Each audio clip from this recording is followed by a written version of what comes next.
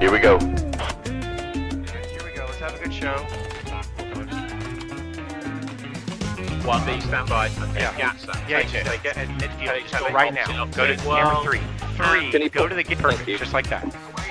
I'll just go ahead. Yeah, graphics 2 is going to be up for the first. Okay. Take it. Go right now. Go to camera 3. Go. Yep. Let's go. Yeah, Can you go to the camera 3 just like that. No music. I'm going to hand to Q. Sophie. Wait for it. Wait for it. Wait for it. On radio in the Canal Zone. All right, guys, mic check. SBPM. Go ready. Okay, Ricky, mic. Wait for it. Yep, I am ready. Wait for it. Wait for it. Wait for it. 2.5. Willie, mic check. Yep, let's go. 1B, stand. And Couple minutes. 9, 8, 1B, stand. 9, 8, 7, 6, 5, 4, 3, 2, 1, and we're live. Okay, and go for it, guys. All right, here we go. Let me turn that one off. What did I do? Keep doing that. Where are we, Willie? No, there we are. Here we are. I hit the wrong button. I just We were out switched these the buttons owl show there or We something. were just for a minute. Well, that's what happens. You're a little bit rusty. You know, it is still 8 p.m. Eastern. Week, It's one week off in like 24 plus another 6 months. Oh man, I made a whole. It seems like it's I been a can't long even tell time. you. It's our first Friday off that we First earned it. Friday but off, anyhow. right on. So let's kick it off the right way, though. 8 p.m. Eastern time, 5 p.m. Pacific time, and 7 p.m. Canal Zone time. It's Happy at the Balboa Yacht Club. Welcome back, Ricky. Happy Friday to you, man. Yes, it is, guys. Thank you, like always, Willie and I, from the bottom of our hearts. We're always so happy to be here with you on Friday. It's just a great feeling to be back, 1 week off. But as we always say, this is a place where everybody knows your name, and there's something special about that. Yeah. But anyways, welcome to our happy hour at the Balboa Yacht Club. It's a podcast all about the Canal Zone history, the Panama Canal.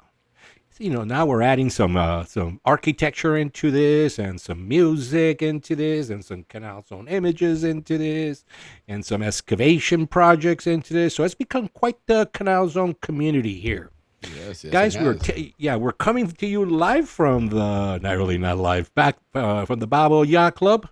A lot of you guys know the place quite well. It was our meeting point. Thursday night was a special night there at the Balboa Yacht Club. That's when the Panamanian kids, Willie, would come and join us. And you know what, Willie?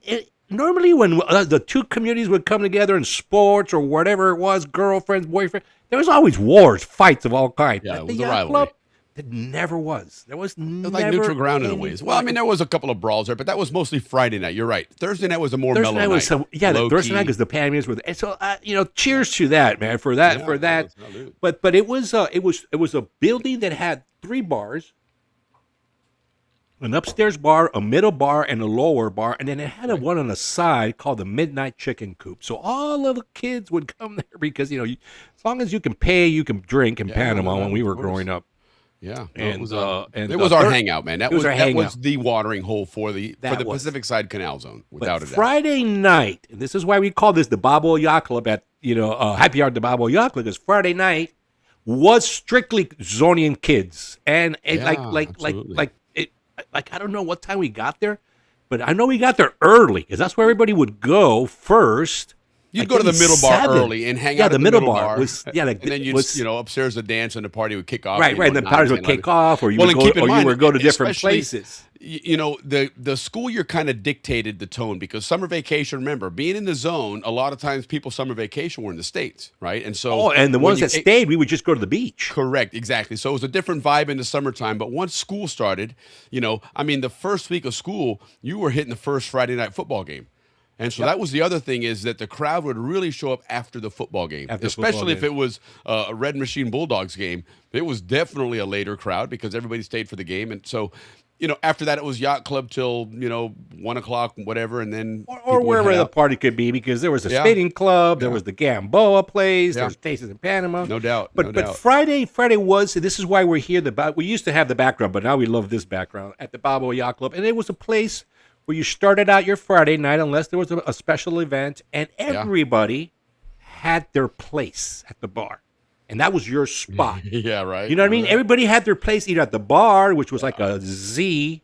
It was like, that way, then this way, and then that way. And then there was all the That's what architects tables. do. They look at shit like that. But. And they had the tables, and everybody had a spot, and that was your spot. So, anyways, that is the Canal Zone Balboa Yacht Club with the Happy Hour at the Balboa Yacht Club. Yeah, Guys, indeed. thank you so much. That was a Well, long let me tell you intro, what, man. Holy cow, that was, man. But anyway, we'll see you guys next week. Have a great weekend, everybody. Appreciate 1 you. man. hour later, we're in segment Holy one. cow, Hey, man. sorry, guys. We just Yikes. missed you. So, cheers yeah, to a good show. Willie will tell you all about it. Yeah, we do have a great show. Obviously this is post reunion, as you can tell. That's why we were off last week, and it was a great reunion. A lot of fun, as always. Reunions are great fun. Anytime you have a large group of Zonians getting together, you're guaranteed to have a great time. There's no ands if or buts about it, and this one was no different. It was a really good time. For me, it was my 40th, so that was fun to see my class of '86 friends out there, and some that I hadn't seen in years, and and a lot of them haven't changed at all. And it was great. It was just a lot of fun. And then, of course, your regular reunion routines. The one disappointment I did have was the traffic driving out was horrendous. What's normally about an hour drive was almost 2.5 hours for me because it was bumper to bumper. And when I got there, I missed seeing Paul Shamella. I really wanted to see his talk. Remember, he was on our show, the Navy SEAL guy. He became the first, or not the first, but he came in the commanding officer of Naval Special Forces. Yeah. And he arrived 2 days after Just Cause, and it was a really fun interview. And he's got a great series of books, and I was really looking forward to getting. I even had the book in my bag to get him to sign it and everything. Yeah, and so it was cool. But somebody told me that he did mention our show, which was really nice that he he brought that up as well. But and we do have a surprise for you too, right, Willie? Yeah, we do absolutely. We fingers crossed. We're working on it. If we can get the connection, it's a little bit wonky. Connection, but you guys will be the first to see. Yeah, we have bad weather here right now, and someone in the chat just wrote it. We'll throw it up here in just a moment. But we have what's interesting. You look on the if you look on a weather map, on a radar map, if this storm was sitting outside of Tampa in August or September, everybody would be worried, right? Because you'd think, oh no, hurricane. But this thing kind of just came in from the Gulf from up north and came down over the water. And it has all the characteristics of a hurricane or tropical storm, except it hasn't been over warm water long enough, so it has no strength. But it's been lightning and rain and wind all day today, and it's supposed to be that way for the next couple of days. Yeah, So sounds like July in Panama. yeah, yeah, exactly. Like working on the Culebra Cut, Where which it we're would gonna rain talk about. twice a week. First Yeah. for 3 days, and then 4 days. Well, it's interesting you say that because tonight's episode, we're going to go into our excavation series again and talk about 1907, which is when the dirt really started flying in the whole canal construction. And there were some days when they had some, I think they had like 23 inches of rain in a 48-hour period, something just obscene amount of rain. And I read one article where a barge that had been left from the French way back, abandoned. It wasn't even floating, and they had this torrential rain overnight, and it flooded this area, and it actually broke loose and ended up going down the river and floated out into the Caribbean. They had to send a ship out to get it because it just kind of broke loose. But that's the kind of rain you had in Panama. I mean, that's what these guys are facing. You could see it coming. Remember that? Yeah, you can man. see the It was rain a actually wall, coming at you, 100%, and at you an can angle. run past Yeah, it or you whatever. got it. Or the other cool thing was like on one side of the street it'd be raining, on the other side of the street it'd be sunny, and I mean like a straight line. Kidding, man. No it kidding. had these we had some. Yeah. Jesus. It was cool. Man. What a place to grow up, man. Yeah. Yeah, it was, and a hell of a place for these people to work, man. And that's what we uncovered some interesting things on the non-working part of canal construction that were, they made it as pleasant as possible, considering what they were going through. And remember, in 1907, these guys are living in barracks in small areas. You don't have the canals that you have now, right? That didn't exist then. So, it really was, they had gotten rid of a lot of the diseases and those problems, but it still wasn't exactly, hey, let's go to Panama. 1907 is when like you said, that's when the dirt started flying. And all the equipment was in place. Yes, all the crews were in place. All the changes had been made. Stevens was in charge now.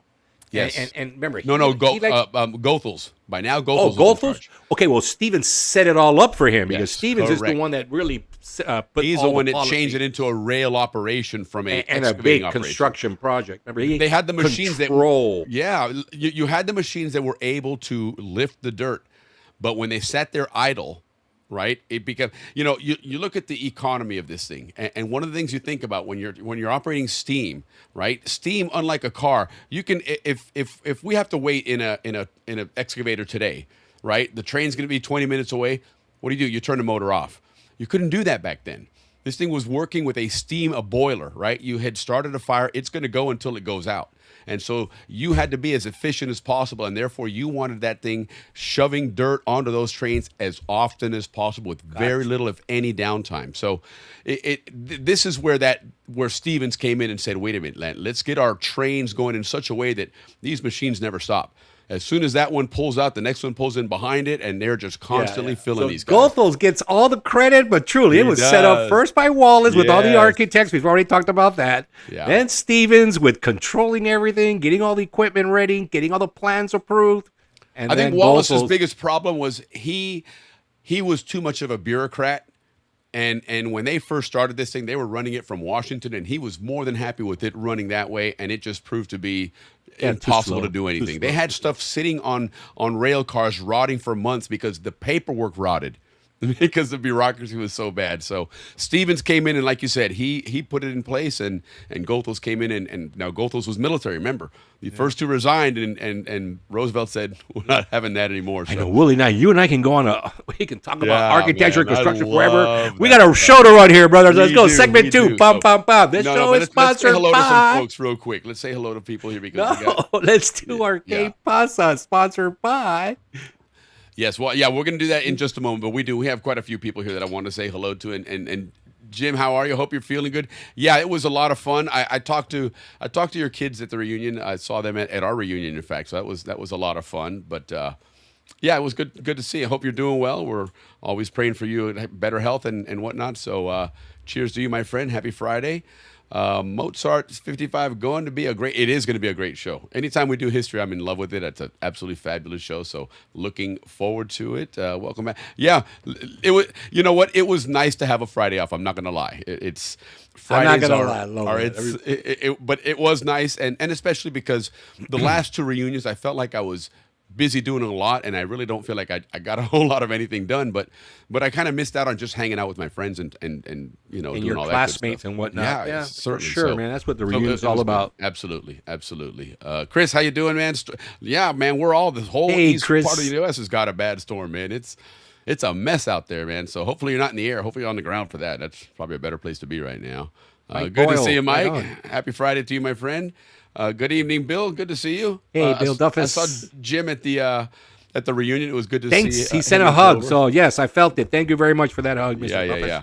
Absolutely. So, but anyway, yeah, let's go ahead into our K-Pasta. Just a couple of brief announcements. And as always, guys, our K-Pasta now is sponsored by our Canal Zone documentary Substack. So enjoy that, and we'll chat a little bit about that here in a second.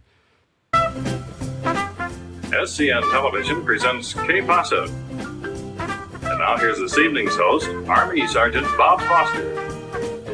Good evening and welcome to K Plaza. We've got two guests tonight. Yeah. I love it, man. I mean, that is so iconic, Canal Zone, by the way. That one is. That's an eye-closing one that takes you back. Yeah, you hear we that, and you're try to like, be as iconic as Right. possible. Look at Yeah. the background, man. How much more iconic Certainly. can that be, man? No, I mean, listen, that's kicking back as a kid, playing with my cars on the floor in the living room and something, and parents are watching TV and they have it on, and SCN's in the background, and you hear that come on, right? And it was just one of those. And we'd be like where the rock is. Remember that big rock at the top of the stairs? That's where we'd be right now. That was a cool spot up there. It was always windy. It was never hot. Right. Yeah, you had the ocean. And you had could the see ocean from incredible there. view, man, of everything. You know, Canal. You know, I think- Balboa kids did take advantage of the administration building. You know, For the only sure, thing that man. we didn't get a lot of at our age was air activity in Albrook.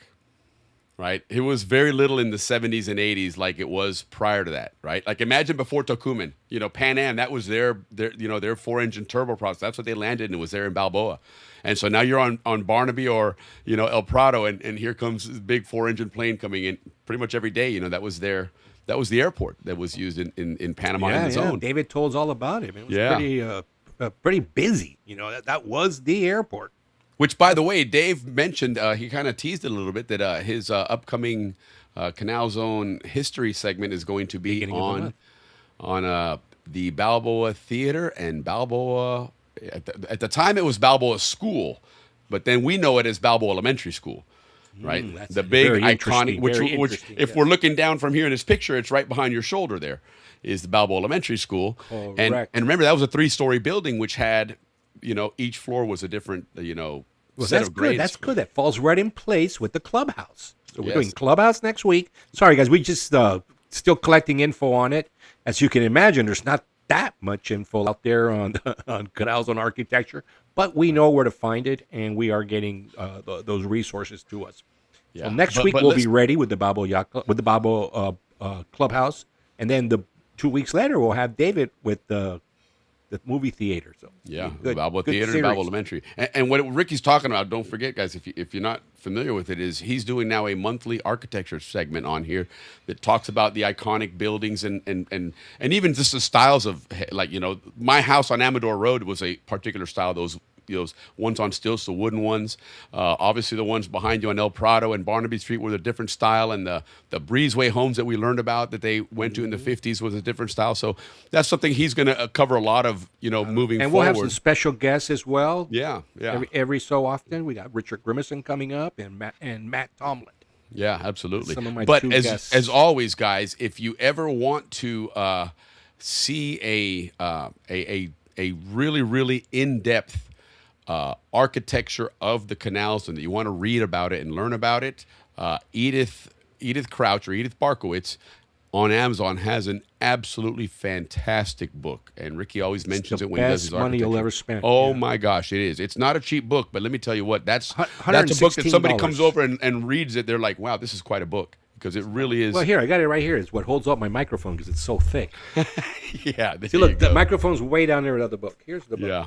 I mean, it covers everything, guys. It's got great photos, images, blueprints, you name it. If you want to learn about the architecture and what it's all about, it's an absolutely fabulous book to get, man. It was, I've enjoyed looking through that quite a bit. I really And by the way, appreciate it. Edith, if you're watching the shows, I know you're one of our viewers. Thank you so much for the books. I really use it. Indeed, but it's exactly. I mean, and I don't know when Ricky started doing that, that was obviously the go-to was that, because that it puts it in chronological AI too. order. AI does some deep research. Yeah. That's what I get to see people's collection. That's how I've Yes. gotten a lot of info on the Tivoli. It wasn't just from Canals on Images and the book. It was also from AI finding these collections, art collections that rich people buy, and then they hold on to them, and then or they'll have a website, and they sell Sure. it.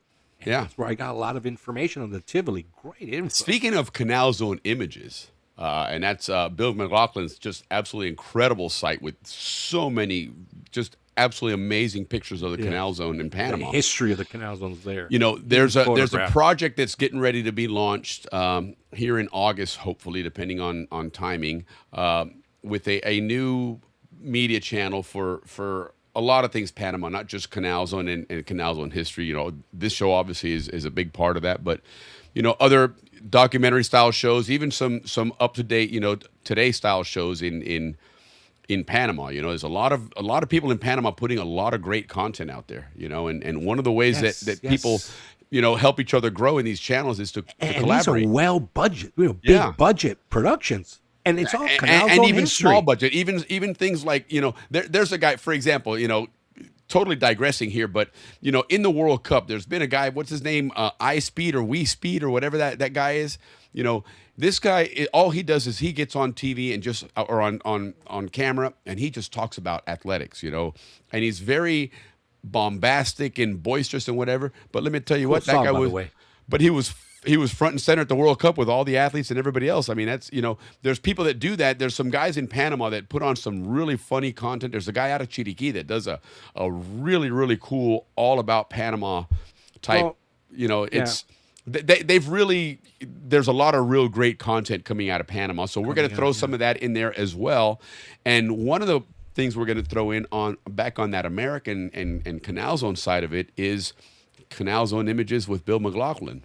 and this is gonna gonna be be where, yeah, he's really excited about doing this, and should be, because he deserves a lot of credit for what he's been able to put together out there. Because if you're ever looking for a picture of anything years. Canal Zone, you just go there and you're. I mean, it really has an amazing collection, and it's going to be fun to have him, bring a set of pictures and talk about their history, because this guy also is the official historian of the Pan Canal Society. Keep that in mind. So, he has a great background from the Canal Zone and knows the history of it. He's really, really good at it. So, I'm looking forward to working with him on that, because that's going to be a really, really fun. That's going to be a treat, Yeah. Dave, architecture, excavation, and Bill Mm-hmm. McLaughlin. Wow, it's going to be tremendous monthly, every month, guys. Every month. Well, and this is even, the idea here is there's going to be a channel launch called Zonian TV, and behind that is going to be a lot of different channels. So you can We're going to have a comisariato because there. there's only so much you can do on a Friday night on this show, right? And before it starts kind of losing its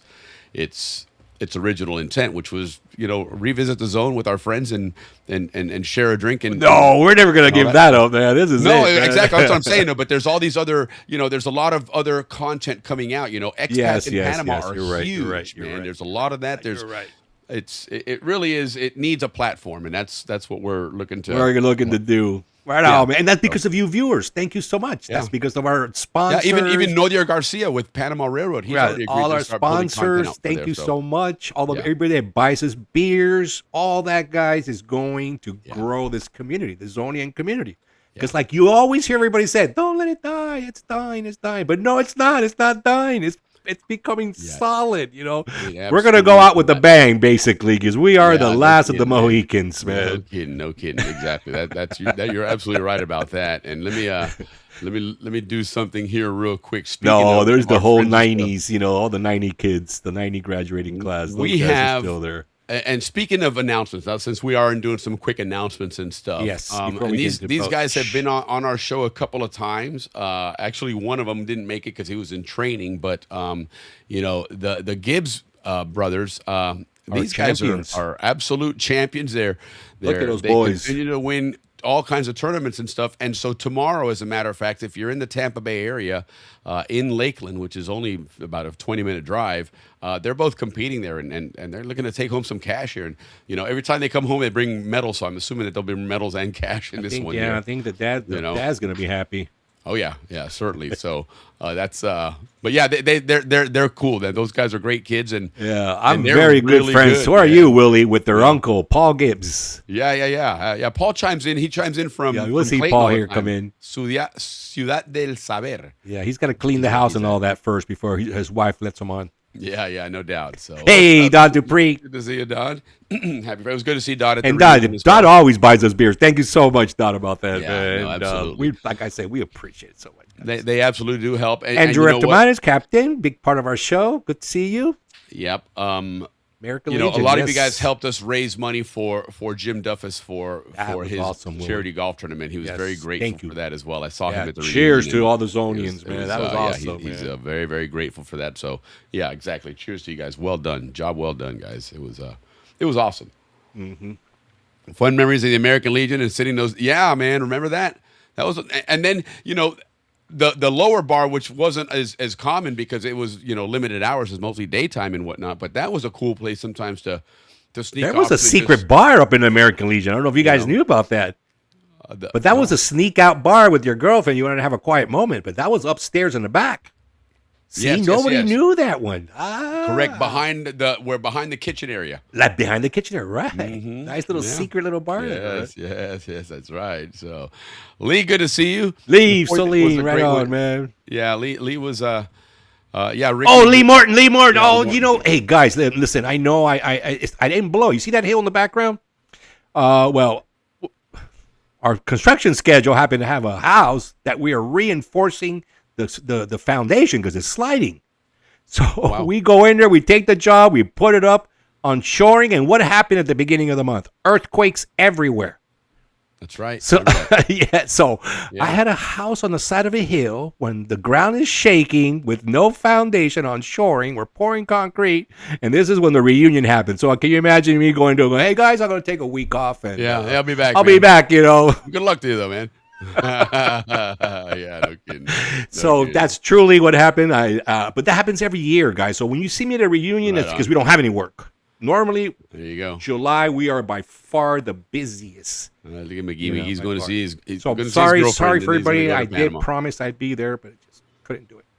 Yeah, no doubt. And he missed out on a good reunion. There was I a know, couple it of was good my class reunions 45th, there. and my puppy love was there. Veronica Huffman. Cheers to her, man. See, there you go. There you go. There's that old Pepe Le Pew boy. You can never fail here on this show with that. But McGee, safe travels to you. You're probably in the air by now. If you were lifting up in 2 minutes, 15 minutes ago, it was Mr. McGee. We gotta get Hey, Garrett, catch us up appreciate you, with brother. his hiking because Nice you see work, the dude. hikes that guy takes. Yeah, oh no my doubt, man. God.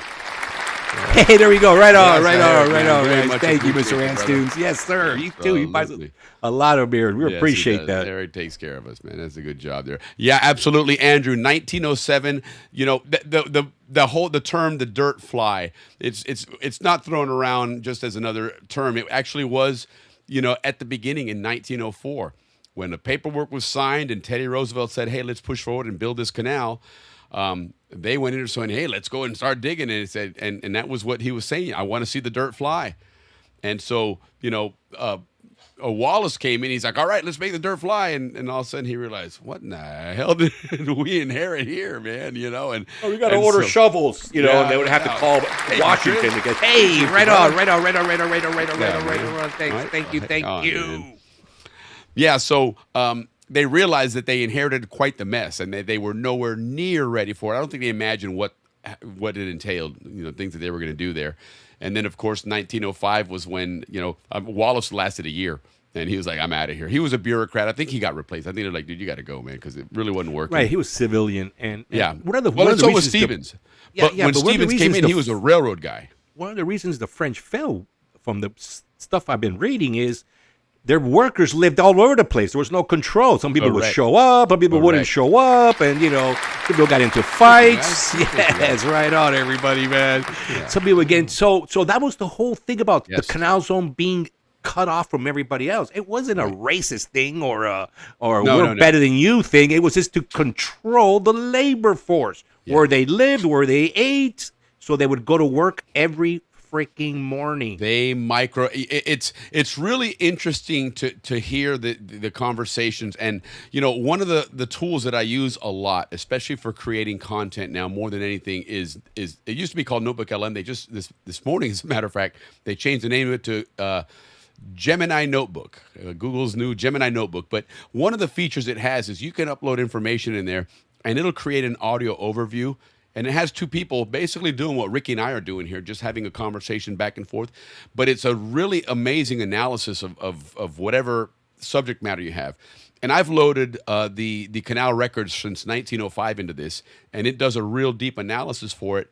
And one of the things that fascinates me about it is we tend to think of the government as being so bureaucratic, right? Remember back in the 80s, the $500 wrench and the $2,000 Oh, the $3,000 toilets and all that stuff. Remember exactly, that? Yeah, I because remember it was that. just the government's way is always overpriced and expensive and not God, I efficient missed at out on all. that. But the canal zone or the canal operation was the opposite. I mean, it was as efficient, almost like an Amazon, where they, down to the 10th of a penny, they calculate everything. They were talking about every locomotive working in the Culebra Cut was entitled to 1 pint of lubricant oil per day. Was what they were using. That is how they were controlling absolutely every facet of that operation.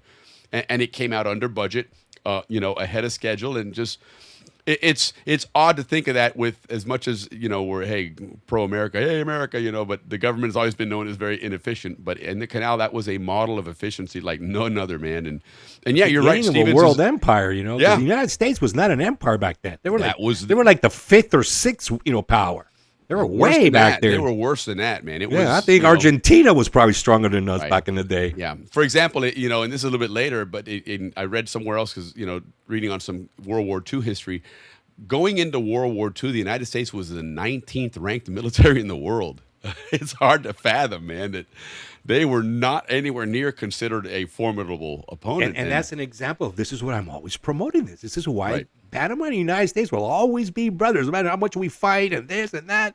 They're not letting go of each other because Right. they grew up together, man. One was just a few years older than the other one. Yep, That's no it. kidding. Yep. But anyhow, so yes, it was. So in 1907 now, as we've every month that we do this, we're covering a year, right? Started with 1904, what went on there. 1904 was a year of a lot of discovery, right? They discovered that the French really just basically dropped the tools and walked out. They didn't pack anything into crates. Disaster. They just said, "Get the hell out of here," and that was it.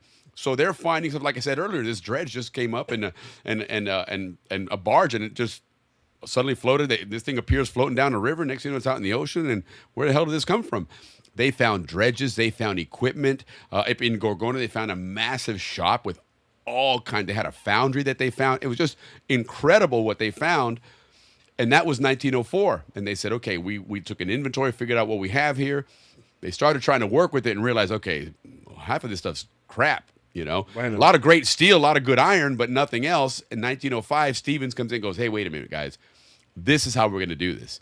So they worked on that. 06 is when they're trying things and getting it all worked out. And that's when they started putting in their big orders. And then 07 came in, and that's when, all right, this is a U.S. operation now. It's a U.S. canal, and the dirt started to fly, man. And that's really when it kicked off. So, yeah, you're absolutely right about that, Captain. And speaking of, we're going to have Captain Andrew join us here up in the next week or two because coincidentally, he's doing a project for a museum in Panama regarding the excavation of the canal. But what he's doing is he's modeling it. And he's creating an absolutely massive diorama, but extremely accurate. Down to even the trees have just a realistic look to them. Everything about it looks really, really cool. And so we've been exchanging a lot of information on these excavators and stuff, which you're going to learn about tonight. And because he's doing a bang up job, and I'm looking forward to having him on to talk about that because that's going to be quite the project, man. That he's. Yeah. Well, we're going to have to move forward. We've been waiting for our guest to come on, but it looks like he's having difficulties. And, yeah. We can only drag this out any much longer, Willie. So we're going to have to just move right in. No, we're good. We're good, man. We can wait and have him come on next week if he wants. That's fine. It's not a big deal. No, but we can still show the pictures. Yeah. Either way. So, because you guys will be the first ones to see it. So this is what the exciting thing is. A lot of people, look at me, people are on our live tonight. They want to see these pictures. So anyway, let's finish saying hello to some folks, and then yes, we will definitely move on here. So Café Duran posted yesterday they planted their first. Oh, okay, wow, how about that? Gorgona, and not Gorgona Beach where we went out to the beach there. This is Gorgona way in the middle of the country there. Coach, what's up, man? Yeah, it was good to see all you guys there, man. That was a lot of fun, man. The reunion is always a lot of fun, but especially when you have a lot of guys that are in your class, because then it just has that extra special feeling to it. It's always really good here. Warren, yeah, I'm definitely looking forward to seeing the results of what you guys do tomorrow. They're excited. Yeah, it was fun, man. It was cool seeing them because they came up and said hello. It was awesome, man. They're great kids, man. Sorry, guys. It's always cool to have that type of dynamic where you see somebody that in the ring, they're like, they'll beat you down, man. But they get out of there. We're the uncles, so don't mess with us, boy. You gotta mess with those Gib boys. No, exactly. They're absolutely very respectful, super nice. Gibbs. It's cool, man. And it was nice seeing them walking around. They had an entourage with them, man. It was, it's the boys. They're badass. Yeah, well, you guys are in Tampa. You guys should put together a big posse and go down there and you got it. And hola, Lori, how are you? My favorite Instagram. She posts some funny stuff on Instagram with her daughter. Good to see you, Lori. Standing room, yes, you know it. Standing room, yeah. You know it. Leaf, good to see you, man. I need you guys' help. All right, I'm having a mini reunion in Panama this Saturday at the Canal House at 6 p.m. for the people who are in Panama. I started with 6 people, now it's over 20. Oh, look at this guy. Right on, man. Okay. Jeez. Well, what day? What day? Maybe is it Friday? Oh, Saturday. All right. Well, so is that coming like tomorrow, Saturday? And if so, then at 6 p.m. Canal House, take some pictures, some video. We'll post it. Yeah, the following there Friday. You know, guys. If you're in Panama, man, go ahead and swing on by there. Hey, Paul, good to see you, man. Hey, Paul, I knew we get Paul in. I always get Yeah. Paul, man. Ciudad More de Saber. Gibbs, man. This is the Gibbs, the Duprees, the Corrigans, the the Gibbs are- Morrises, the Royals. The Man, a lot of Solis. family. The Gremisons, a lot of us are here, man. Right on, man. All right, well, Leaf, yeah, hopefully people show up, man, and yeah, definitely. Yeah, if you're that'd in be Panama. a good time shall be had. Yes. From the We got City of some Knowledge. good Yes, recommendations indeed. if you're in Panama. Mm-hmm. From the City of Knowledge. That's known, a.k.a. Clayton. Yeah, this Fort Clayton now has become a the Florida State University, which I think used to be in Albrook, wasn't it when we were down there? But they're in there, and it's just it's become quite the campus. Good for that place. Right on. Yeah. Thank you very And much. now with the new announcement of all the AI companies moving to Panama, and like we've been talking about, semiconductors. Well, they got to train all these people. So University of Arizona, I think we already talked about this on the show, actually. Yeah. University of Yeah. Arizona is putting Yeah, a big partnership with them. A big university to train Panamanians. Well, they're creating a big chip facility Chips, up there in yeah. Arizona in Tempe, a massive place. Correct. And Yeah. that's the one that's connected to Panama. Yep. So both places are going to be producing it. Speaking of connected to Panama, and I meant to throw this earlier when Ricky was talking about this, unless you want to talk about it now with the mayor and Fanatics. Yeah, and the we're in Fan Fest. Bochin. We're in segment 2. Segment 2, Yeah. guys. Announcement, Bochin, check, comments. So I mean, we're all Fanatics- structured now. You guys know the company Fanatics, right? That puts out all the sports Yes. apparel and stuff. Good Which story. speaking of sports apparel, if you notice, I'm sporting the España because What? we definitely don't want Argentina to win. What? No, after that England loss, no, I can't. Yeah, Oh, that's right. You're an England guy. I'm an England fan. So, but anyhow, and by the way, the Malvinas are still the Falkland Islands. Okay, just so you know, Right. Argentina. But anyhow, I got this shirt when I was at I worked at Fanatics, and one of the things they would do once a month, and I worked at one of the distribution centers, and they would have an employee whatever thing once a month. No, it's not once a month. About every three or 4 months, and you pay $10, and you get a big 30-gallon trash bag, and you have 5 minutes, man, to just fill that thing up, dude. So I've got shirts for every sports team, hats, you name it, man. So here's my Spain one. But Fanatics, they are probably the preeminent sporting apparel and just sporting company in the world, right? Not a particular team or whatever. They're just a sporting company, and they put on something called Fan Fest. They've been doing it now for about 4 years, and it's think of it like Comic-Con, right, or CES, right, the Consumer Electronics show in Vegas. It's the biggest sporting event, sports show in the world, and you have every league, every organization, even FIFA, CONCACAF, the NFL, Major League Baseball. You have everybody there. You have teams. I mean, it's the place to be if you're in anything in the sports world. And the mayor of Panama City is there, and he was broadcasting there because they were invited there, in particular from NBA and Major League Baseball and a couple other sporting organizations. And they're looking at Panama as a place to start developing talent, and not on the infrastructure side so much as actual playing talent, athletes and stuff. And so, they're looking to become another conduit into the states and into the sporting world, and not just the states, because again, you have leagues and organizations from Europe with soccer, and we're seeing Panamanians making inroads into soccer in But in don't Europe they as recruit well. for like Major League Baseball, They recruit- NFL? It's for everybody. In It's other for words, like I everybody, said, it's a yeah. big convention. Just like you go to an electronics show and you have Sony, you So have Panamanian kids would be able to try out or something like that. Willie, is that what that's all about? You probably what this will do is it's a place where you can network, right? And so you're going to be able to meet with people from Major League Baseball, maybe from different teams, and go, hey, let's set up a scouting organization, and probably connect them with the baseball leagues here, so that they have a formal process that as the league starts and as games start, they have them that way. Who knows? Maybe down the road it becomes another winter ball place like it used to be back in the day. Well, And- yeah. Well, that's what Panama needs, because that's what that's Yeah. why so many Venezuelan baseball players and Sure. so many Dominican baseball players, because they Right. have those type of stuff. So right Well, on, and man. and That and is for a good while news. we had that in Panama with a very well-known Zonian named Herb Rayburn.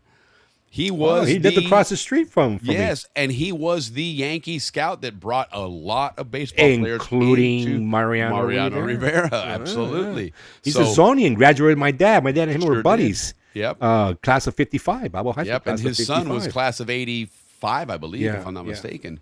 But well, but when yeah, I so got that's what this- he's doing there. He's trying to really grow the whole networking opportunities for Panamanian athletes to have soccer more kids opportunities are to get starting to discovered. produce. Yes, it opened their eyes, man. The And soccer kids are again, starting this to World realize Cup was Panama- so massive that you're right. It put them Yeah, on the the. Panama's It putting put out some Panama good on talent. the map.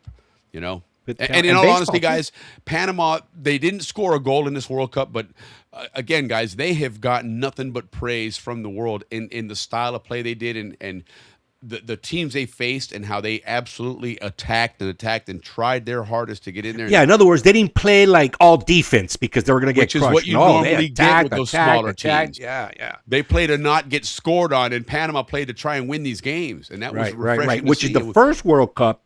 Dude. Well, I mean, we got to get played going scared. with this our show, but the first World Cup we played scared. This one we didn't.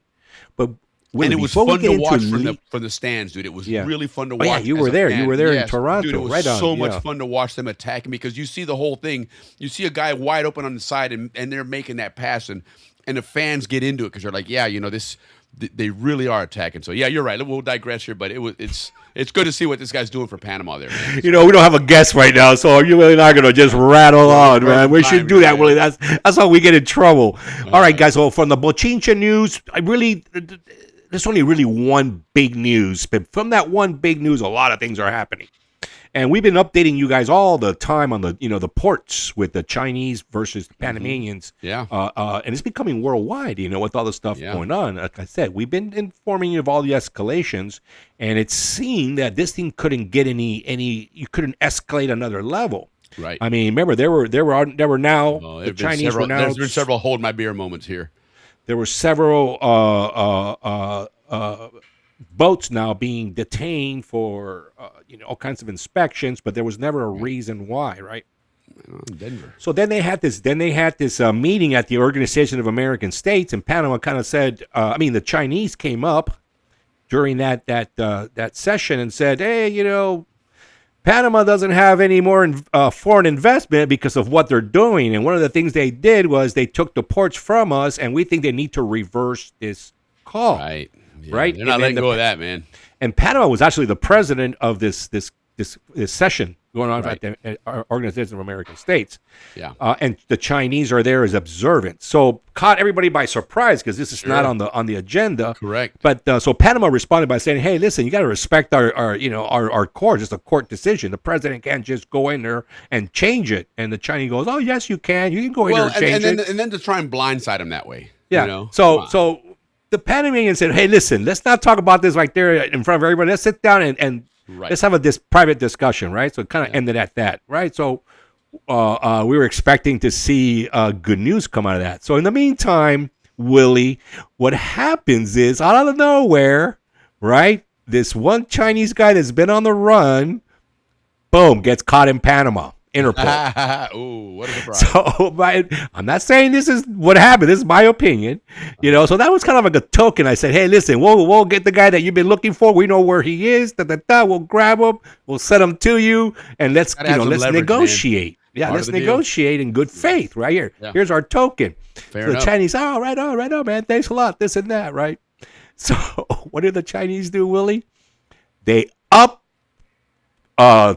more inspections. And then they will not confirm the private meeting to discuss, let's not do our these inspections anymore. So then the Panamanians are like, well, why are you inspecting that work? more, not less? Right. And they said because the majority of the shipping accidents, which didn't present any facts, are registered to Panamanian ships. Well, but that's In the South China Sea or something like That's a that. stupid ruling, and I'll tell you why. Because the majority of ships flagged in the world are Panamanian. So you're going to have I think a it's just skewed number. BS. It's just to escalate. But it is BS, Ricky, because it's actually, no, it's not BS, but you're playing with numbers and giving them a different context. If you have 1,000 ships and 900 of them are flagged Panamanian, it stands to reason they're going to have the most accidents. Yeah. Well, I'm It's not saying because they're they're Panamanian. Right? No, It's simply because I they hear have your the most point there, flags. and yeah, that is correctly. You are correct. Well, I'm saying is that we were expecting to see, Right. good Hey, play faith. ball, man. We threw this guy Exactly. in. Good faith, You know, at least break it down a little bit. Let's chit chat. Let's see what we can Correct. work out. Nope. You know, they use that as an example of why they're. So you know, I guess they're just not going to. You know what? Panama's but in a position of strength, dude. yeah, they are. So what happens now? Here's a big part of the bochinche. So Panama, you know, if everybody knows, Molino's been traveling Sure. all over the place.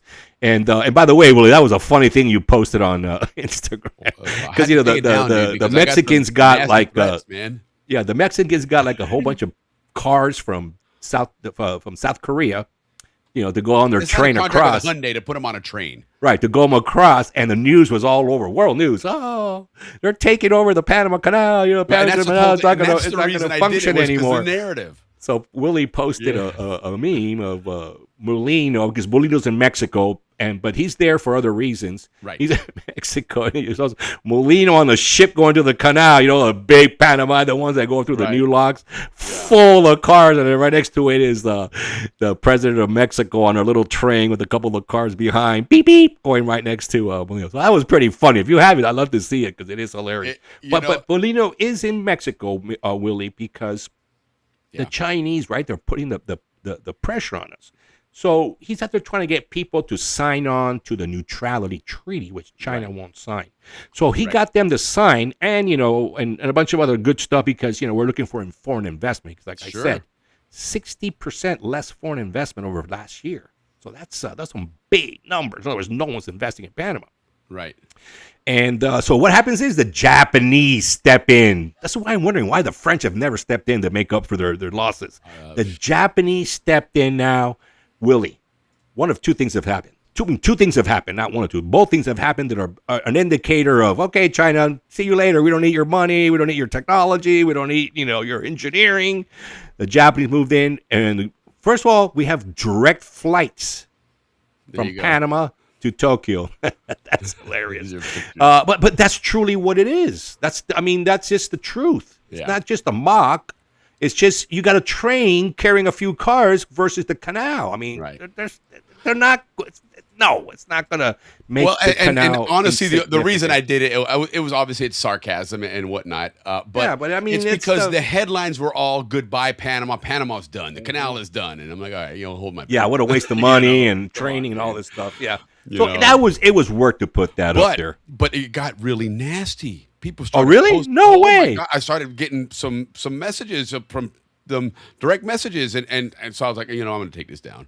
Oh, okay. Apparently they got all bent out of shape, man. Oh, that's too bad because that was funny. Enjoy your little train, your trencito. Yeah, that's what I called it. Well, Willie, they got the direct flights now to Japan, straight from Panama. Yeah, and that's basically because of all their engineers that are coming over, their bankers that are coming over. I'm sure some labor, specialized labor. A loud message to China. Yeah, not only that, but they're also financing the ports, the gas duct, the trains. They're so Molino now has that's how we escalate. That's how Panama's been escalating. But more and more separating. But that doesn't mean that the Chinese are not doing business in Panama, because they are. Right. Correct. And they always have. Of course. And one of the things that they're really, really excelling at, even though they haven't beat the Japanese yet, is selling cars. Selling those high Sheila, selling those electric cars. Yeah, you got it. And they're really, like a big hit. They're like apparently pretty decent cars. So we'll see. Sure. So yeah. So so that's what we got really, guys, on the Bochinche. What we got coming up now on Bochinche is a lot of great recommendations. We're going to talk about restaurants now, and we've got a few recommendations from our chef Zonian Bourdain, and that is a Zonian that goes to different places in Panama. Maybe starting in the Canal Zone and in Panama, but he goes and he tries out the places that we like, the stuff that we like to eat. So these are some good recommendations for those in the Panama or planning to go there. Now, if you're looking for a good Mexican taco, and if you're from the West Coast, you know what I mean. We love our tacos. If you're looking for one in Panama that's legit, I mean, it's so legit that when you go there, Willie, the guys are wearing a lucha libre mask. Yeah, right. Yes, so it's authentic. It's authentic. And that's true. It has to be authentic. There's a big difference. I I don't know that there's a name, but what I can tell you is where it's located. You know that one building called Point, where they have all that extreme sports that you say you would never walk in. It's got the glass walkway and the swing that goes off the buildings like 60 stories in the air, and it's got the zip line between high rises, which, by the way, one lady got stuck the other day right in the middle. Well, anyways, it's right by that on the entrance to Casco Viejo. It's got like 3 carts lined up in a row. And that's the place to go, guys, for the most legit tacos. I'll tell you, if you want to learn about Mexican food and tacos especially, true authentic ones, on Netflix, there's a series. It's about 6 or 7 episodes called The Taco Chronicles. Yeah, I seen that. It's really good, yeah, man. It's really good, man. You watch that and you're going out to buy Mexican, I guarantee. No, you. I live in the West Coast, so we know about that stuff here, man. We're definitely. Yeah, so right for on. good taco stand, that's the place to go. go. Recommended by Zonian Bourdain. Now, if you're looking for, like most Panamanians do on Sunday morning, for a good teen sum. Now, we've known all along that, you go to, what are our spots? Panachina, Right. Lung Fu, Rey Kung. Those are the old school ones. But now they got a new one, Willie, and it's Quang Chao. I love the name. Quang Chao. Okay. And that, if you guys all remember Sal Si Puede, that one place down Avenida Central, Bueno, Avenida B, Sal Si Puede, you go look for Quang Chao. Tell them that the Zonian Bourdain sent you there. Incredible dim sum. I don't need to explain to you what a dim sum is. But it's the place to go if you're just, have had enough of Lung Fung, and that, because, it's been, it's been 50 years that we've been eating at Lung Fung. Yeah, what? Like Napolis, man. I think the Zonians kept those people going. It's like a staple. And then, of course, if you guys remember the La Boca gas station. Of course you do. Everybody remembers that place. There was the Boy Scout shack right next to it. Remember that? Yeah. Well, they converted that into a Korean So we showed that on the show here, remember? Yeah, we did. Zonian Bourdain was there. Yeah. It's a Korean / Colombian barbecue. And what they recommend there, I mean, it's just great food. What they recommend there is the fried corbina with the patacones. Now, the patacones are done in the Colombian style, which is really thin, crispy. And then they give you this garlic brine for dipping. And apparently that's the magic. Nice. And, of course, you get a little ensalada because, I mean, one thing about Panamanian, man, no matter where you eat, you always get a little ensalada on the side, man. So I don't know that anybody ever ate it. I know I never did. I don't know Well, if you I'll tell did. you what, I did, and I'll tell you why. I learned this a long time ago. If you eat your greens at the end of your meal, it helps bring your body temperature down. Is that why they always serve it? Yes, and exactly. That's a No, natural way man, to cool your hold up. body down. Absolutely. Because your body temperature goes up when you start eating, when you eat. Your body starts digesting, it starts to work. And you get, and then somebody that eats a lot, all of a sudden they start sweating. It's. Got you. So But you you know what? at It's the in every meal, no matter what. You got your little enchilada on the side, tomatoes, lechuga, and what else would they put in there? Carrots and onions, I want to say, but maybe not. Let me try. Yeah. Okay. Well, Carlton said he those couldn't are get our recommendations. And then, Willie, I was on the look at me, bochinchero. So going, I always check to see what's happening, on the world news on Panama, right? So there's one lady who's like millions of followers. Sorry, I didn't write her name down, but it's a quickie. And I mean, millions and millions of followers. And she went to Panama. And everybody's like, "Hey, talk about your Panama, how it was." And she said, "I tell you what, I love Panama for everything you guys have ever heard of. But there are 5 places that I recommend highly to all my viewers worldwide." This woman, all right. Try this one, Carlton. I just sent you a new link. Yeah, all right. Hopefully, hope we can get them on, man. If you're into kosher food, Panama's got 2 of the top in the world. All right, Adama Kosher. Okay. And if you guys can find it, Adama, and I just got this information just off the because I'm always checking my phone right before the show. And Arias, which is a steakhouse, Aria. You know what? I think I've eaten at Aria in Las Vegas steakhouse. So those 2 for kosher foods in Panama, tops. Okay. And then she had 3 Costco recommendations, or 2 and 1 close by, like the one we just mentioned. Sofitel, that hotel. Yeah. Apparently, it's like tip top. You gotta stay there at least one night, and it's not even that Okay. expensive. Like $220 a night. I mean, that's expensive for a lot of people. Don't get me wrong. I'm just saying.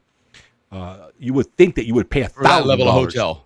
Yeah, you would think you would pay $1,000 a night, and they would get people would pay $1,000 to stay. Right on. So Sofitel, check it out, and they also have a nice bar and restaurant there. And then for coffee houses, hard to find, but you got to find it in Casco Viejo. It's called Olympia Cafe.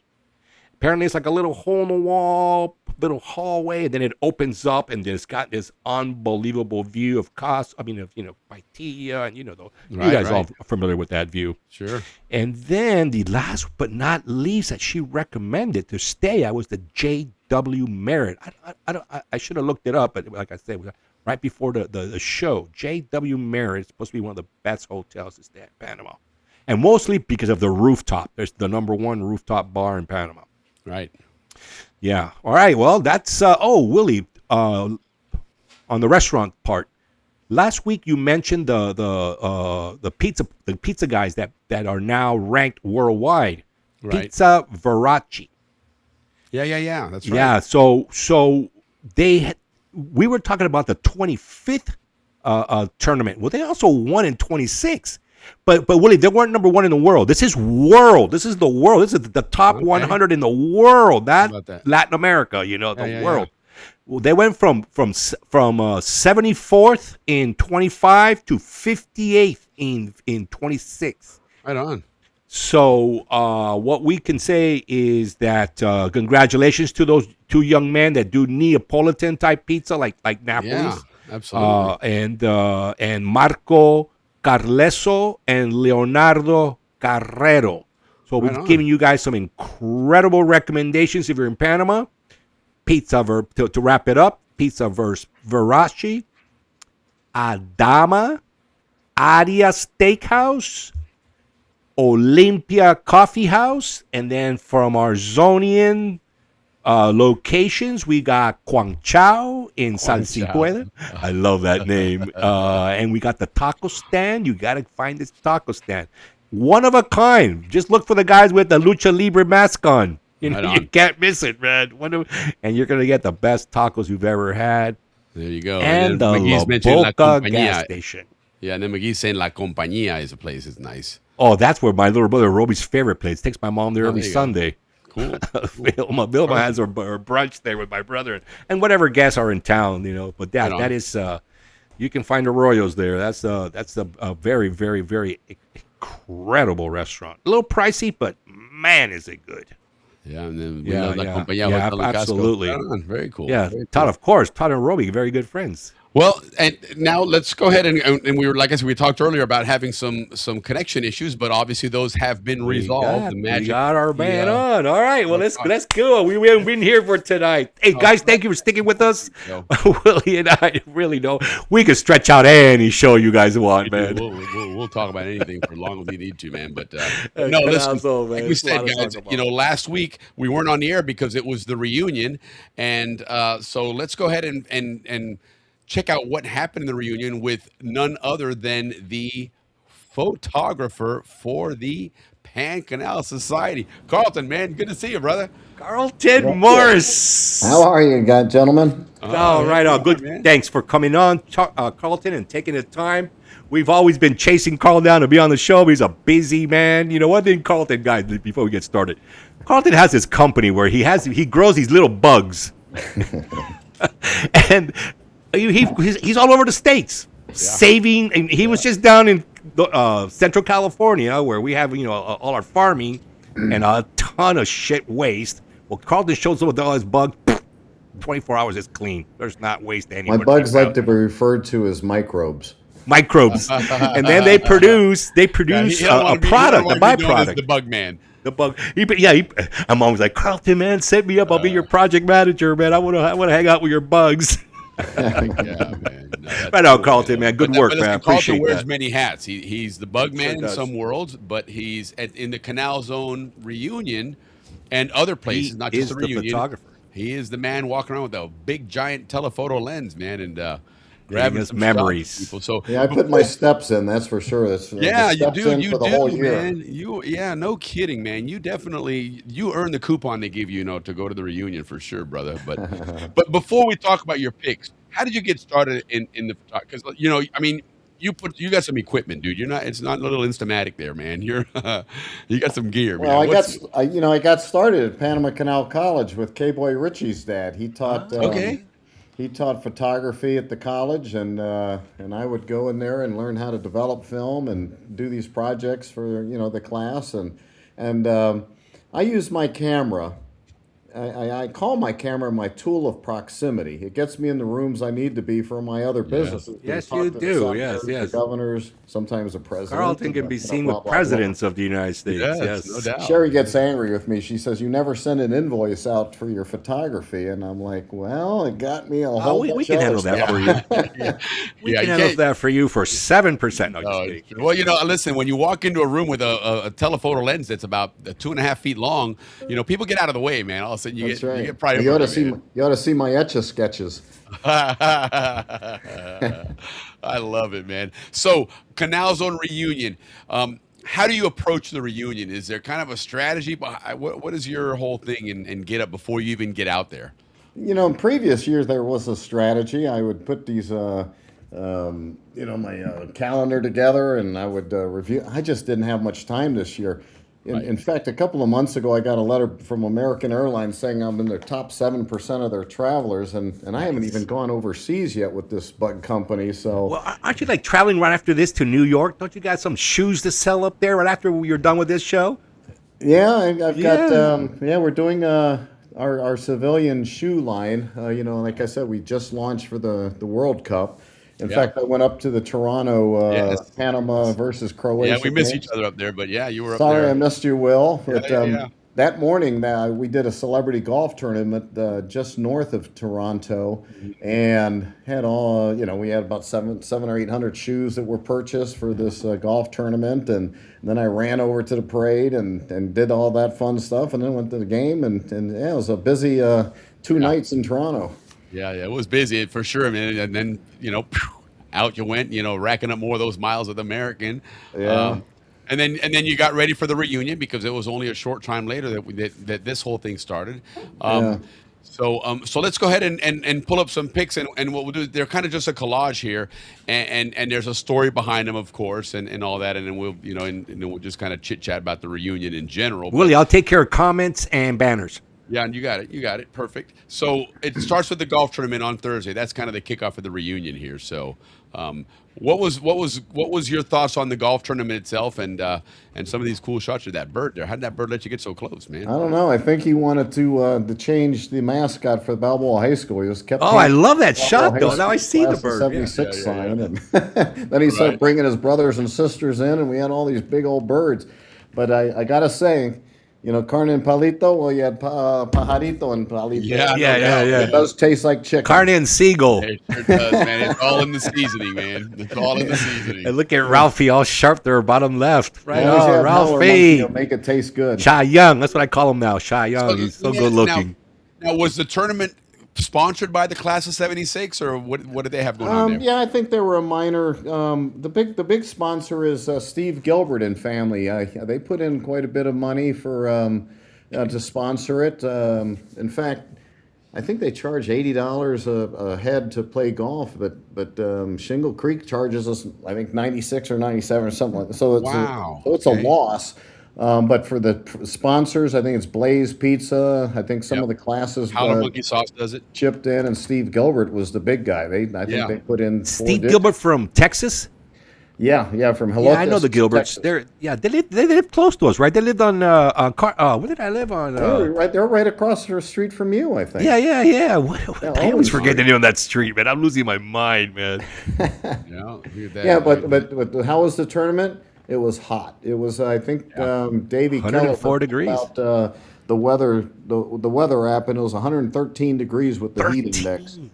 Well, they had that Saharan sand whatever thing going, and in Central Florida there's no breeze at all. So in July it's brutal. It really is, man.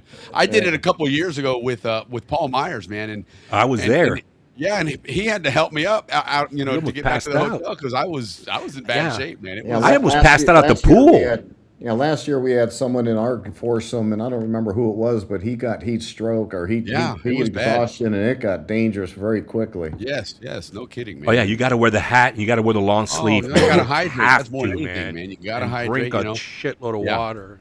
Yeah, I think I drank 9 or 10 bottles of water, and then I went to go to the pool, and I was not guilty of urinating in the pool. You know, No, not the people in the center of the pool by themselves. They're never urinating.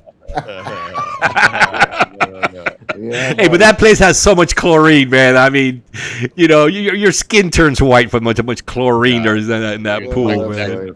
right. They know when we show up. And it's so funny because I always see the pictures from above, and you'll see everybody hangs around on the edge, and then you'll see about 5 people kind of in the middle, kind of like acting like they're just walking by, and you know exactly what they're doing. Well, they're on the edge because that's where all their drinks are hanging out. Right. The edge is where all the drinks are. Everybody's passing out. Exactly it. And remember, the pool party, guys, is all you can drink beer. Yeah. Yes, correct. And I It's saw, got to be I a saw member of the one society. container Though. there was 100 ounces, and I'm like, all right, I'm going to keep an eye on that guy when he goes use the toilet. Yeah, right. Oh yeah, the center of the pool. All right, here's the golf tournament again. Right on. I mean, that's a big thing in the zone. Yeah. Golf was always huge. I heard John Reardon won that tournament. Congratulations to him. Ralphie got third Wouldn't place. surprise me. Yeah, Reardon's a good golfer. They usually get a good group in there. Well, do you remember in Panama we had the Schlitz Wally Trout Open? I was a kid, and I always would, quote unquote, caddy for my dad, and it was 10-cent Schlitz beer at the end of each hole, and boy, those guys get wasted out there. All right. That's awesome. Golf in the canals. From the big early days, the fields were designed, and even back then by the top golfers of the time. Yeah, no. Listen, it's one of those things. In the Canal Zone is entertainment and leisure was prioritized. It wasn't just something they accepted; they pushed it. That's the only way you could keep these people there. And it's funny that when we think about it, when we grew up there, it's like, well, hell, we didn't need any incentive, but they kept it going, so we'll take it, But we're the DNA. We're the DNA. We're the result of that DNA. Right. 1907 is a little bit different though. In 1907, you weren't cruising down Barnaby Street, man. You were. Remember we had Al Sprague on, and he told us their travesuras. Man, we don't compare to those guys, and that's where our DNA comes from. Yeah, no kidding. I'll tell you, Amateur Golf Club at the before I left, I think I sponsored a Buzz Golf tournament. I think we had 46 golfers and only about 17 sets of clubs and about 21 ice chests. So we decided we'll all play the same hole at the same time. So all of us teed off at the same time. We had teams, and I think 3.5 hours into it is when the MPs came to kick us off. And I think we're on hole 2.5. Yeah, That was Amador, right? I remember your group always did that. I remember you guys doing that. Yes. Oh, it on was you nuts. guys, The man. MPs came. I think Rick Jones got arrested. Yeah. Causeway later that Great, day. I mean, it was man. just a nutty thing, but that was an awful lot of fun. That was Amador for you. Amador was kind of that hybrid. Was it really military based? It was but it was I don't know if it Zonian, was a civilian place. I mean, think about the yacht club. If there's a brawl there, you never saw an MP show up there ever. Right. They never. I think the set foot Canal on- Zone cops Yes, that's would my point. patrol in there. You got that's Yeah. what I mean. Well, It was and kind of a Amador- hybrid the- base. Yeah, the good thing about playing at Amador, you always had a good score because I think par was 64 or something. I'd go home and tell my dad, "Hey, I shot an 81 today. It was pretty good." Yeah. Jeez. No, that was good. It looks like the golf tournament. That one's always a good time, like you guys say. Yeah. Golf Well, is on always the big. on the right middle, that's a Gilbert there. That's Steve Gilbert in the middle. That's Yeah. right. Yeah. Okay, right on. And then now is that in your foursome? Who's in your foursome there? That was Andy Whitlock and his I thought that brother-in-law. was Andy Whitlock. Okay. And his brother-in-law married to his oldest sister, Celio, I think his name Yeah. is. Celio, Yep. architect. Canal's an architect. Yes. And the other gentleman who was on my team was a guy named Chris Burns, and he married he's not from the zone, but he married a gal at the Balboa High School 76. Oh, he's And in. And it turns out that I knew many of his, we had many mutual friends from when I worked in the commissaries. He worked for the Troop Support Agency in the military for many years. And we got on the line and called a guy who was 86 years old who used to be my boss, and he knew him. And I'm like, what a small world. Yeah, right. That's funny. That's funny, man. Yeah. So again, a golf tournament, a great time. But this is the one outside of the class reunions. This is the one that's This is the probably party, man. I would say probably this is the one that's the biggest gathering, of people all in one place, in one function. But yeah, so this is the pool party. You have to be a member of the society in order to get the Good. free beer. Yeah. I mean, There's you don't have to be a Sherry on member the of bottom either. right. You got to Right get. on. Yeah. Paul Sherry Williams and, right above him. Paul Williams' wife, Erin. Yep. And I'm giving you the sneak peek of the picture. Yes, there in the we middle. know. Everybody here. This is the first time nobody has seen these pictures. You guys are all the first. Correct. Well, Yeah, the one in the middle for sure. Some of the others have been. Yeah, the one in the middle's been around. Yeah, there's Keith Mead, top right, center. Yeah, and the Right bottom, on, right on. bottom All middle good is, people. These are all good folks. There's David Kelleher, left middle. Yep. Yeah, Bottom right that's- is my and that's classmate. Pat 86. Smith's son with him, right behind him on the floaty. Yep. And then Ted Fay and Richard Grimison and there's Steve. Oh, that's a Gilbert. great group, And there's man. Kay Ritchie's on the bottom left in the middle. Yeah, Yeah. bottom left, right. Yep, that's it. That was a good reunion. Ah, Yeah, that's one. And then here's the other one. There's again more I people hate here missing to throw it in. reunions. We got more crew here. So on the upper left there, that is Conan Herring. He's one of the co-owners of Howler Monkey. Holler Monkey. Yes, Yes. right on, Mr. Thank Herring. you. Jesus Yeah, Christ, appreciate great you, brother. people. Truly, all you guys that support the show, man. Thank you. Thank you. Thank you. This is all Yeah, for you Skip. guys, man. There's Skip Harris on the left middle. Yeah. And his wife. And some Cristobal folk. All right on. Kenny Gall on the bottom. All right, Kenny Gall. We've had him on the show. He's funny. He's a trip. Kenny had a pretty funny note that he sent my way regarding getting me out of a ticket or something. One of those Canal Zone police stories. It was pretty funny, man. It was because funny, man. It was You got a all made ticket. up, of course, but it really was. They always say that in order for a joke or humor to truly be funny, there's got to be some reality behind it, and that really was the way it was in the zone. We got one of the cop kids is doing something stupid. We got to hear. Can you sign this, please? Kind of thing. And I get to see. I see.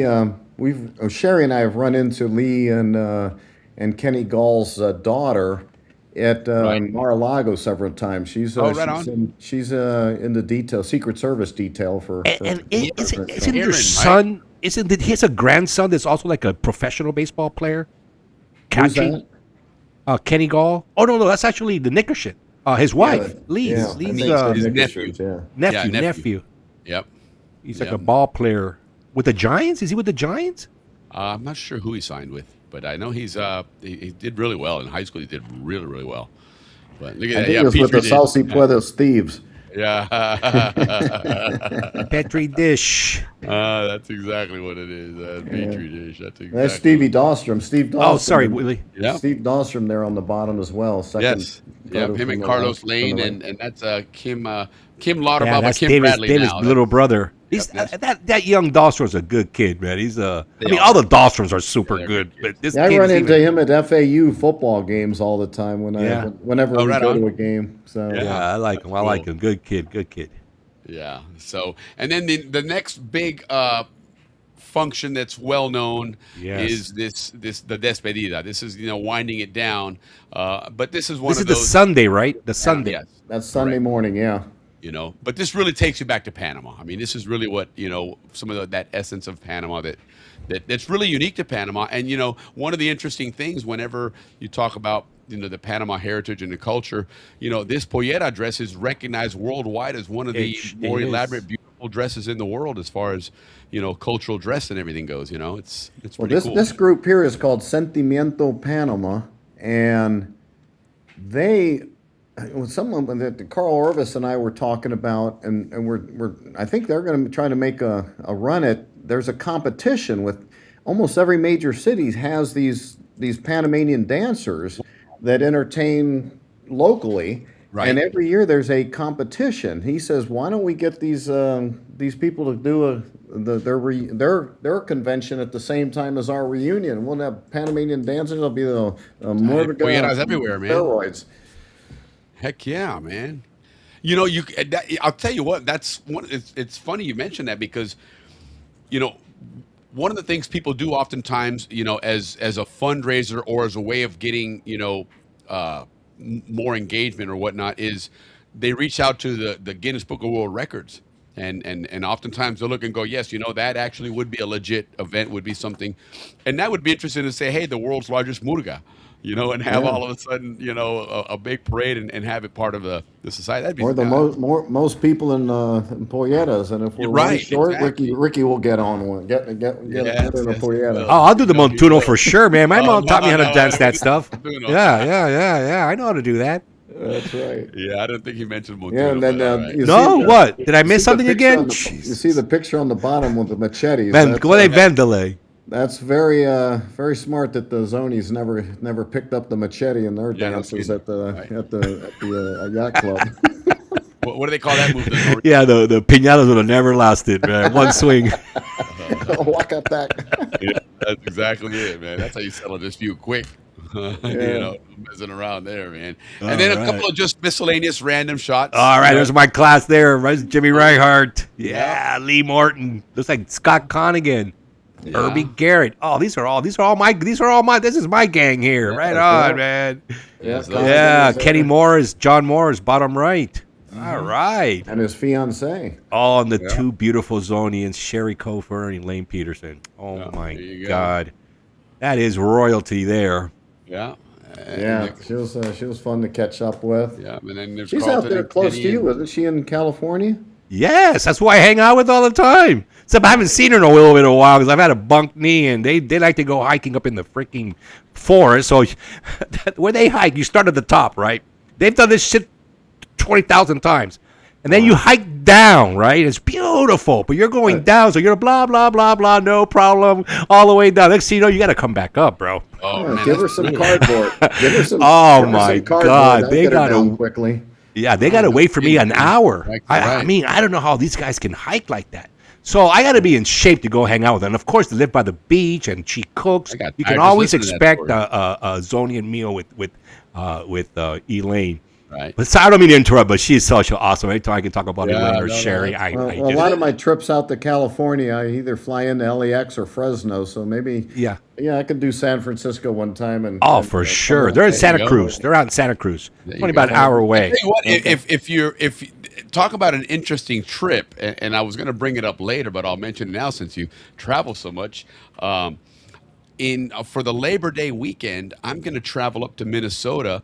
And I'm going to go and climb aboard a Bucyrus steam shovel and play around with that thing. I talked to the owner last night and confirmed it all. And so that's going to be exciting. I'm looking forward to that. I'm going to meet Pat Schulte. He's going to pick me up in Minneapolis. Right on, Pat. Yeah. Pat's always on our show. Yeah. So I'm really, really excited about that because, part of what I want to focus on when it comes to that documentary is not, that 100,000-foot view where you see, 3 steam shovels and trains and all that.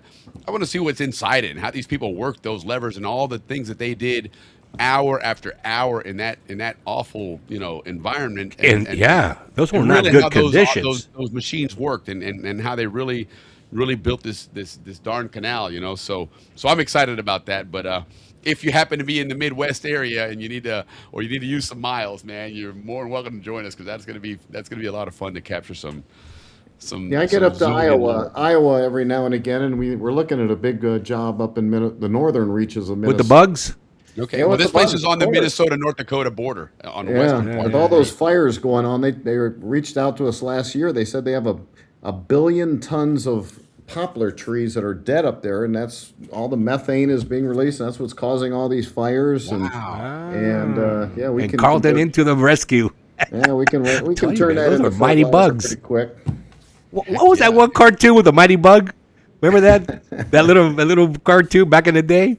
That's what they are, a trillion of those little mighty bugs. Well, Ricky, I sent you the videos of all I know, I see them. I know they're microbes. I'm just making fun, and I'm guys. telling you what, I have no clue. Kelly Morris. No clue oh my how to God. use that machinery. I did miss it doesn't matter, man, as long as you know how to sell it. That's right. I missed out. Look at all those people. Yeah, I know it was, and wow. It was a good reunion. These guys put on a good time. It's like I said, it's a Carl Morris at the helm.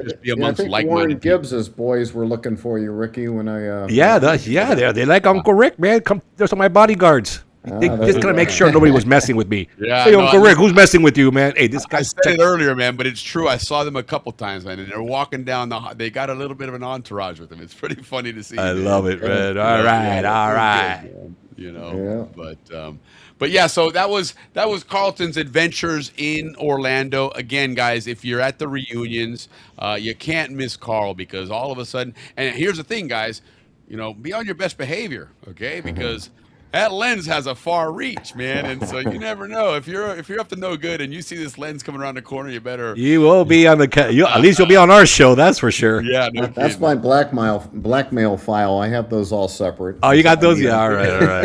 That's how he gets his upgrade to the hotel, man. Are you kidding me? Yeah, we need a few more beers to be able to release those. Yeah, no kidding. So The now, later Carlton, got are you going to be going down to Panama in January? You think for the?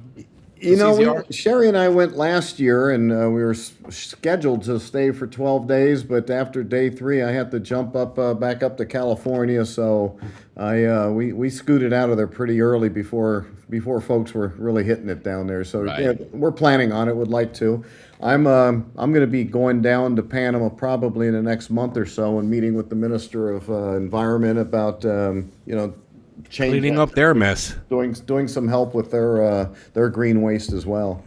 And by the way, Sherry is one of the top interior designers of Southern Miami area. Nice. Oh, she's the So people she's Carlton working doesn't get with. all the praise and glory. She is also a big time she's Dynamic designer. duo. She's doing one of Oh, the best, one of the best baseball players in the history of the game. She's doing his big mansion right now, and it's a massive job. That's Huge. She's always shared her projects with me Good and for back her. and forth. Yeah, right on. Oh, yeah, Sherry. that's By the way, exciting, she lived across the street from me, so I've known her since she was second grade. Like Elaine, Sherry, me, Lori, we all walked to first grade together. Right on. Oh, that's awesome. Yeah. That's awesome. That's awesome. So what else you got going on, Carlton, before we move on here to our excavating episode? What's your next gig with the society? Now, do you cover as many gigs as you can with them, or just reunion?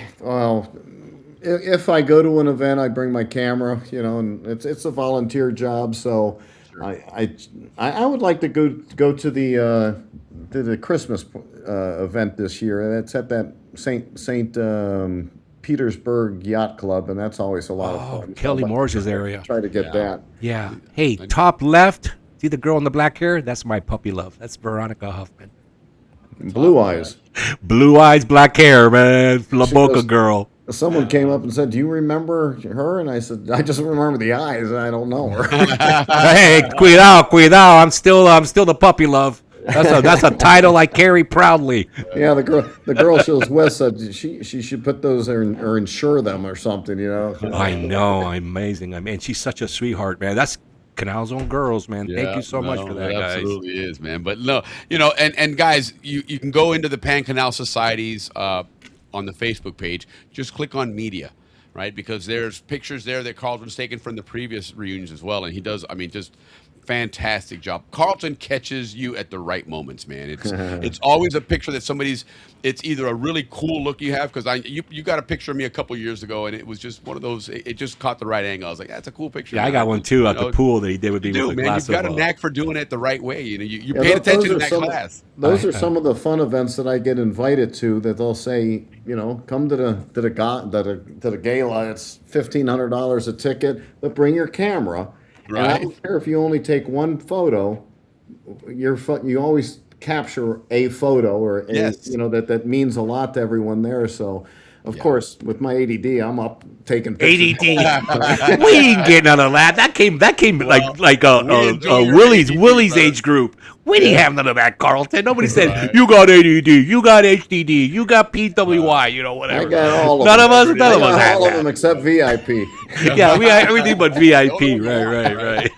Yeah, no, you really do though, man. There's always those, when you post your pictures on Facebook, the amount of likes and the amount of comments, and that to me is always a sign of it's resonating, right? As people will talk about it and they'll share it. You'll see a bunch of shares on it. So, man, keep doing what you're doing, dude, because it's. I think the most likes I got on one post was about 8 or 9 million when Trump would repost some of my photos. So those were fun. Yeah, there Yes, you go. yes. That's Right on, recognition there, brother. Absolutely, man. Well, you Well, do a gentlemen, bang it's of good to job. see you Keep both. doing it. Yeah, no, thank you. Thanks for taking the time to Carlton, do thank this, you for man. taking the time. I know I begged you for like a whole 2 weeks for this, and you finally agreed last minute, like this morning. Goes, all right, Rick, I got some time, man.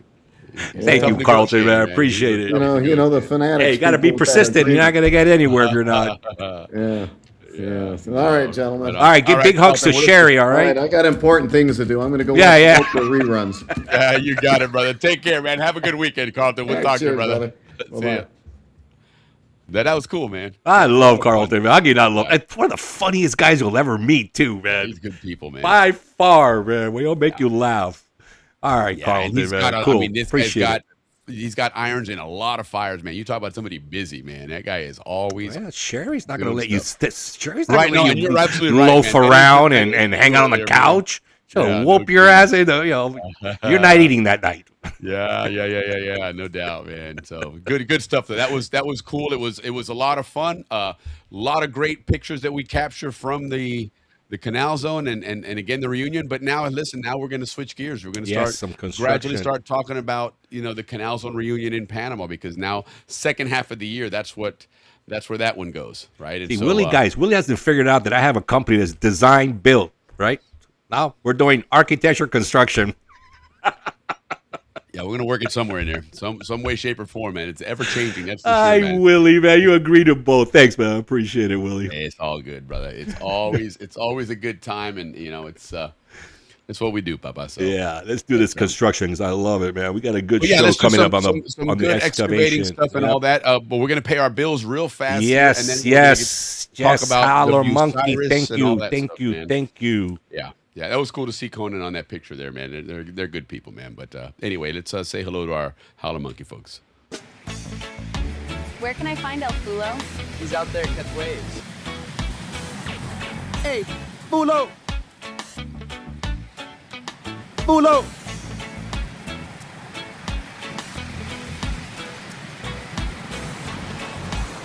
Oh yeah, I know food. I'm a Steel Chef winner. You know the food competition? Really? Yeah, look, check out this video of my win on YouTube. The secret ingredient? Frozen shrimp. I'm gonna blow their minds. They're gonna be like, how did he do that? Microwaved? Trust me, dip it in the Howler Monkey Sauce Verde, you'll be blown away. I love the balance of the garlic with the tang of the vinegar. I mean, it's classic. That's why it works so well with seafood. Yeah. This combination of green habaneros and green bell peppers, it transforms the shrimp. Wow. You were right. Dipping it in the Verde Howler monkey sauce, the combination of cilantro and sweet onions, man, that made a zero a hero. Do you know a howler monkey who can describe the sweet heat of our original with authentic ají chombo peppers, or the fresh punch of Verde where habanero warmth meets crisp bell pepper? How about the bold tang of Amarillo, yellow Scotch bonnets blended with mustard seeds? And of course, our hot, the same great flavor as original, fired up with red habaneros for that fire. Our sauces are all natural, no preservatives, gluten-free, pure flavor and pure fire. Are you the next Howler Monkey spokesperson?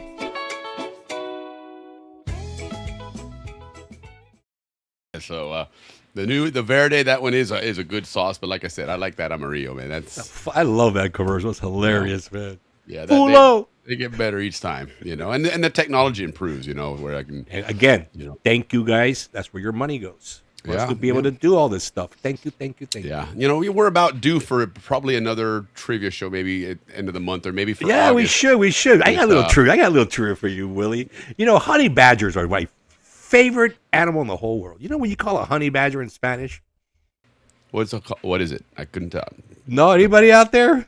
Honey badger in Spanish. Okay, so and remember what a honey badger is, guys.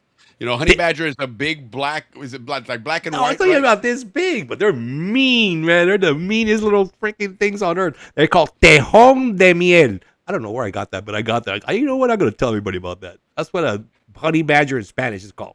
Tejon de miel. Okay. So a badger's a Tejon then, okay? A Tejon's got to be a badger, yeah. Yeah, okay. Frank, good to see you. Tejon de miel. Happy Friday Well, to we got to you. find out if Panama, they have them in Panama. That is one Yeah. cool animal, man. They're aggressive. Hey mean. there, That's Mr. Frank. Dupree. Yep, Frank. I know he's mad at me because I'm so freaking, what side of the political spectrum I am. But he still loves me. I know he loves me no matter what, man. We do. We just Guys, tune out certain things.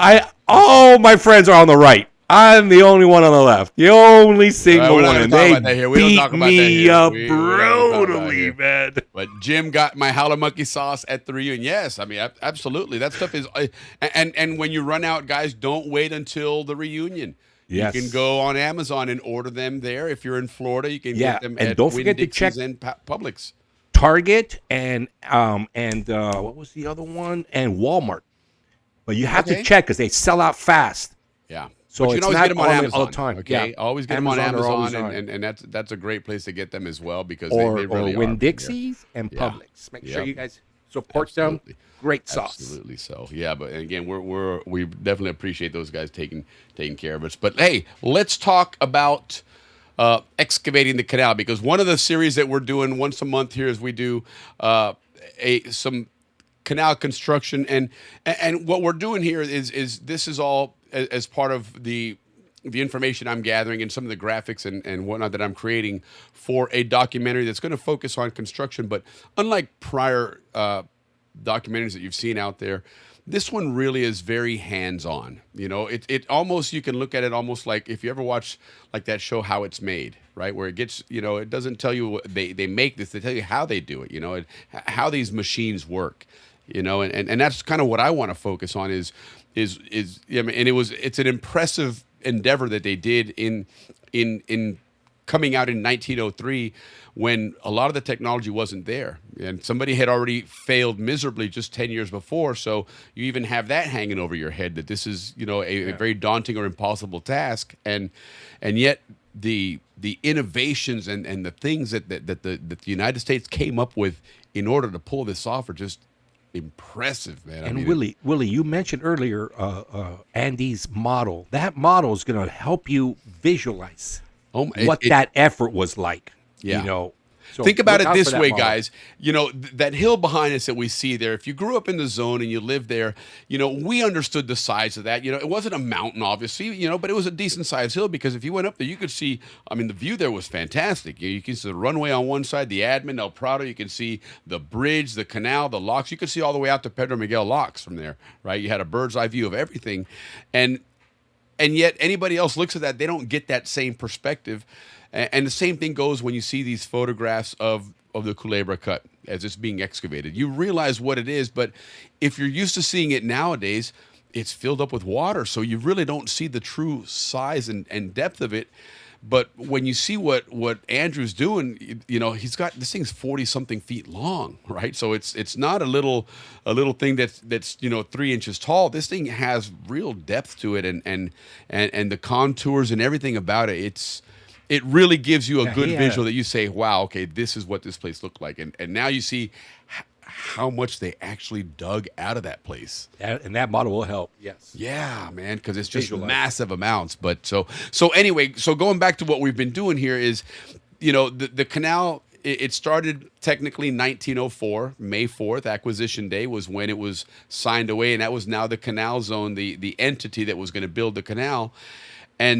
But the construction itself didn't start till a little bit later. And then as we've learned, we know that it went on until 1914, right? And so therefore, every year what we're going to try and do is every month cover 1 year and building up until that big opening. And if nothing else, you know what? Give it when we get to that final one, give it the grand opening it deserves, because the really sad thing about this whole Panama Canal construction history is that this global, victory over the Mother earth Nature. and everything else and Mother Nature was totally overshadowed by World War I, and so it was almost as if it never happened. And so all this sacrifice and everything that came out was like, oh yeah, it's on page 7 in the newspaper, so we're going to help it out a little bit there. And so we've done 1904, and 1904, as we said, was the year that they they took stock of what they had. They had a lot of French equipment left over, and like we talked about earlier, these guys literally dropped everything and got the hell out of there. They just left it all there, and so there was a lot of equipment that at first we thought we could use. Turns out some of it we could, a lot of it we couldn't. But the trains we couldn't. We did use some of them, but we eventually replaced a lot of that stuff. But I thought the tracks were too small or something like well, that. the gauge of the tracks was, but there was areas you could use them, and you might as well keep them if they were functional to move stuff, in and out of the ports. Yeah. There's no point in laying other stuff there. The mail.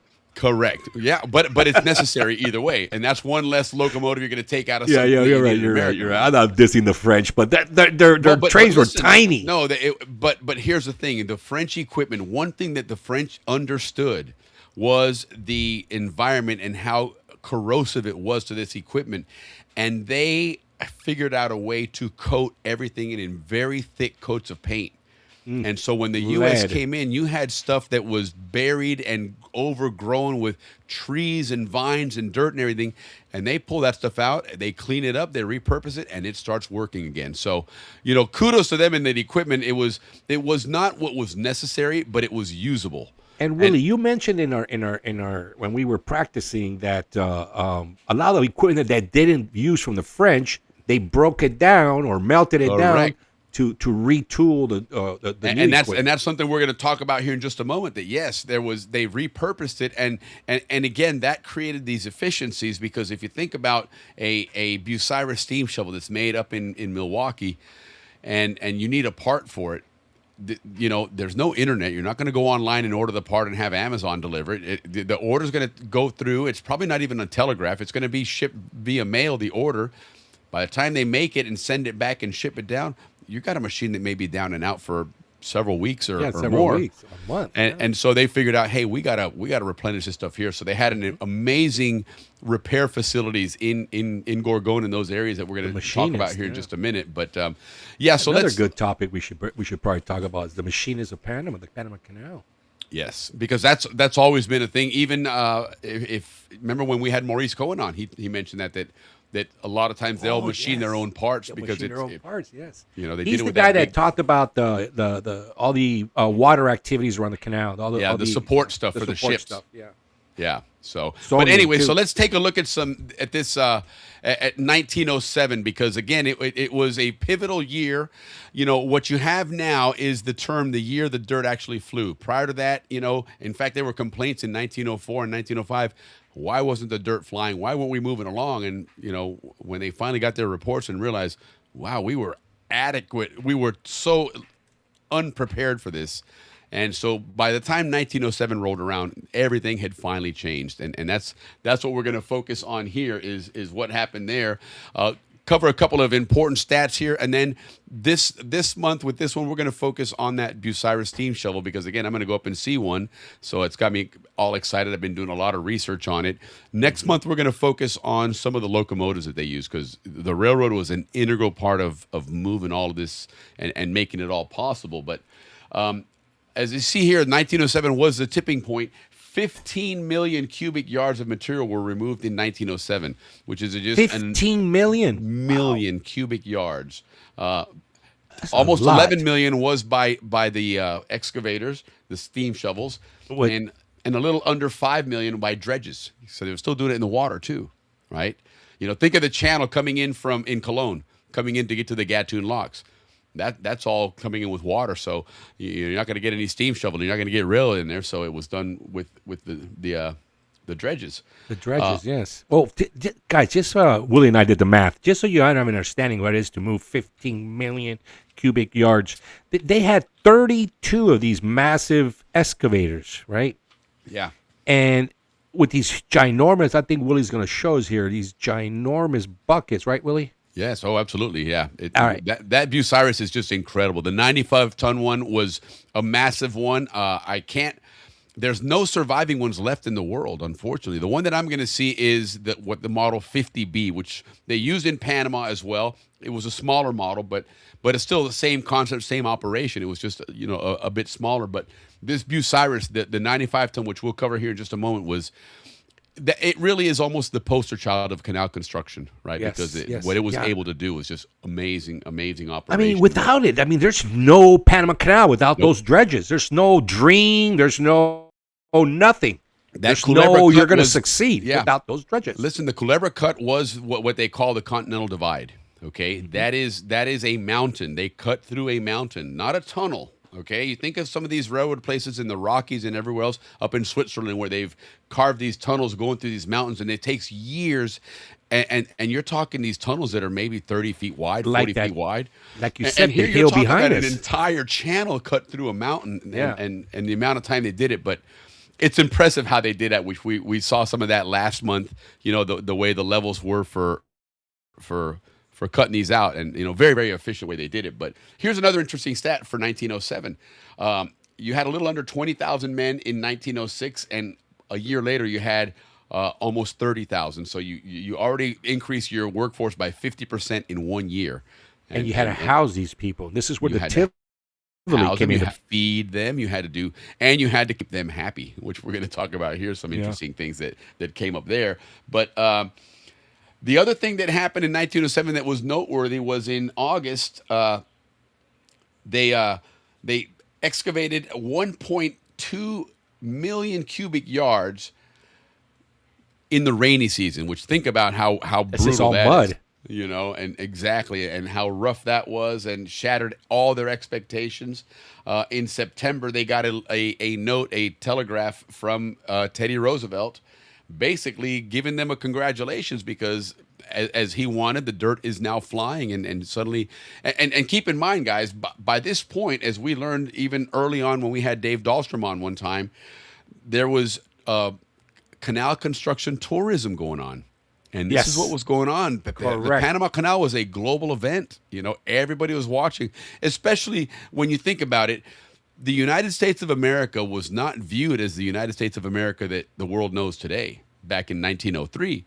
And so a lot of people are going, look what these guys think they're going to do, something that the French couldn't do, the mighty French, because you think about it, the French, the English, these were these They big were the empires. world power. Yeah, they were the ones and twos and threes of the world back then. So there's a lot of people that had their doubts that these new Americans. Yeah, over and there Teddy would be Roosevelt able had to that reputation too. bravado.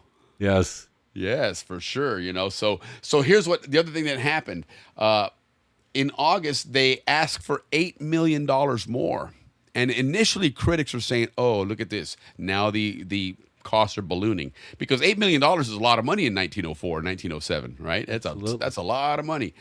But it turns out they need this money because they are starting to work so fast that they need to be able to keep up, that they're burning through their coal, they're burning through all their stuff because they're working so efficiently that they need extra money to buy more equipment and get more people there. And they're recognizing, hey, we can do this under budget and ahead of schedule the way we're moving here. So Yeah, it was the project of the time too. I don't think there was a bigger project going on in the world. Certainly not. And for many years after, it wouldn't be surpassed as the global just challenge of the world. And it was unbelievable what they did there. But anyhow, so again, they asked for $8 million more again so they could work faster, right? And again, you think of 15 million cubic yards of dirt. That's just an unfathomable number. But interesting comparisons with what they were doing compared to the French, right? And when we first started in 1904, you have to think about it this way. We were really operating a French operation. We kind of picked up where they left off. We used a lot of their equipment because we didn't roll a bunch of stuff in there until we really started moving and knew what we wanted and needed. So we're using the French equipment and whatnot. But if you go back to the 1880s when the French were there, in that 8 years, some people say it's at 8 years, some people say 10 years. There was a couple of years of, little uncertainty there. But they excavated 70 million cubic yards, 70 million, almost 71 million cubic yards. They would excavate about 33,000 cubic yards. Now you compare that to what the Americans started doing by 1907, mind you. Now that they're full-fledged American operation, they're using very little French equipment now. The whole operation has changed. They've got the whole rail operation going and all that efficiency. So going from the bottom up on this one now, the French would do 33,000 cubic yards per month. The Americans were doing 33,000 cubic yards per day. I mean, that's just incredible. 30 times as fast, right? The excavation in a single year for the Americans in 1907 was 15 million. In 8 years, they did 70 million. So again, twice as much moving forward. And keep in mind, by now they were full force in that clever cut. So what they were excavating was much more difficult terrain than what the French were facing. So if we were the World Cup of dredging, we'd be in the finals right now. Yeah, there you go. No kidding. That's exactly right. That is absolutely right. Right on, Zonian dredgers. Yeah. And I mean, there's a legacy. I mean, the one of the Williams brothers from the, he was in dredging that I grew up with. He's a couple years older than me, but that was the only one that I knew that was in dredging. Because that was a motley crew that was quite quiet, in my opinion. No, absolutely. Absolutely. And then look at down here at the bottom there. The Suez Canal took it took 10 years to make, or it was 8 or 10 years to build the Suez Canal. Sand. It would have taken the Americans 3.8 years based on as fast as they were able to move in Panama. The Kiel Canal, it's misspelled there. It's not Kiel, it's Kiel Canal. That's up in Germany. That one took about 9 years to make, and it would have taken the Americans 5 years to make. So it again shows you how, the technology that was being employed there, and just how world changing it was what they were doing there. And again, of course, the king of this was the Bucyrus 95-ton The king, steam in my shovel. opinion, is those buckets. Yeah, well, that's part of that. I mean, that's Look at the size of those buckets. Look at that picture there, and those things were just. I mean, what was that figure, Ricky, that we were talking about? All right, so those buckets hold 5 cubic yards each of dirt. That's pretty big. And even though that's a small number to 11 million how many cubic yards we took out, but when we did the numbers, guys, every day, 38 of those machines right there scoop 200 of those buckets every single day. 200. Yeah. I mean, 200 again doesn't sound like a big number, but 38 of them all give us day an long. equivalent of what it would be like. What does 5 cubic yards look like? Willie, I would. The best I can come up with is something like maybe 5 washing machines. I mean, I deal with concrete a lot and trash a lot, which is always on cubic yard. So I would say 5 washing machines all stacked up together. That's what 5 cubic yards looks like. So, 5 washing machines is pretty big, right? Yeah. So every day, one guy sitting there would have to operate that arm 200 times. And Willie, one of the research you did was that they could have gone faster, but what held them back was physical. Where the operators could last that long. Yeah, the limitation on the body. Otherwise, they could have gone faster. It was. I mean, and it was at one point in a lot of these excavation operations, that train did not stop moving. It would crawl to a very slow pace, and in other words, you don't fill one car, move it up, fill another car, move it up, fill another. They're moving along, and there's maybe 3 of these excavators in a row, and each one of them is filling and filling and filling, and so pretty soon that thing is filled up. Yeah. You guys have seen the movies, scoop, swing, dump, 200 times a day. 45 seconds. Well, here we're not gonna get ahead of ourselves, but we're gonna talk. Yeah, I know, man. This is interesting. Cool. It's so interesting, man. Right? It is. They're for all Gamboa. That's all Gamboa boys, man. The dredging division is all Gamboa people, man. Yeah. This is where it started. And they were just a different breed out there. Those Gamboa boys. It is. And girls, of course. Sorry, guys. No, because even today, those guys working a dredge out there, it's got to be impressive still to this day to see that massive, bucket come up, scooping up all that dirt and debris from the channels and stuff. The Gamboa kids were more like the jungle kids. Those guys were truly the stories like, when I was growing up, I had to cross the river and there was a crocodile. Well, the Gamboa kids aren't lying. Right. Yeah. No. Yeah. If you look at like compare let's say to the American colonies, you had your Philadelphias and New York and stuff. The Gamboa people would be the ones in Kentucky and Ohio that were in the frontier. That those were the ones that those kids got bit by scorpions, snakes, you name it, man. They were immune to all that. They had literally one road in and one in out, and that was a one-way road. Man. Cheers to the Gambodians. Yeah, salute to the Gambodians. Salute, brothers, man. So anyway, check this out. This is a quote from a steam shovel person, and then maybe it was or wasn't, but it says, "We have nicely furnished rooms with baths," and that's one thing they did. The steam shovel people were rock stars. Okay, the Canal record. Think of it. That was their spillway. That was their, SCN TV. That was whatever. That was the one piece of communication every single day. And they had these guys on there. They might as well have been football teams because they put their standings every day. How much they had excavated, and it was, I mean, you were the Tom Brady of the steam shovels if you had done your 29,000 that month or whatever it was. Because of them, they set the rhythm. That's absolutely right. They man. set the rhythm, man. So these guys were well taken care of. They were Richard paid Grimson's well. wife's great grandfather, or Right. could have been just great grandfather, not the double great, was one of the operators. Yeah, they were rock stars, man. They really were rock stars, those guys, because it was nonstop. This was an absolute machine working a machine, is what they were. But the backside of that then was, of course, the amount of people that you had to take care of, and so the scale of subsistence, 470,000 meals just in the month of June that they're providing. Turtle soup, I'm sure. Yeah, turtle soup. That's for another. That was another. Hey, the Tivoli served that, man. They did. Anyway, sorry. We're letting 15 hotel for Americans. They had 15 hotels for Americans, and they served 30-cent meals there. Right. These are the places you could go to.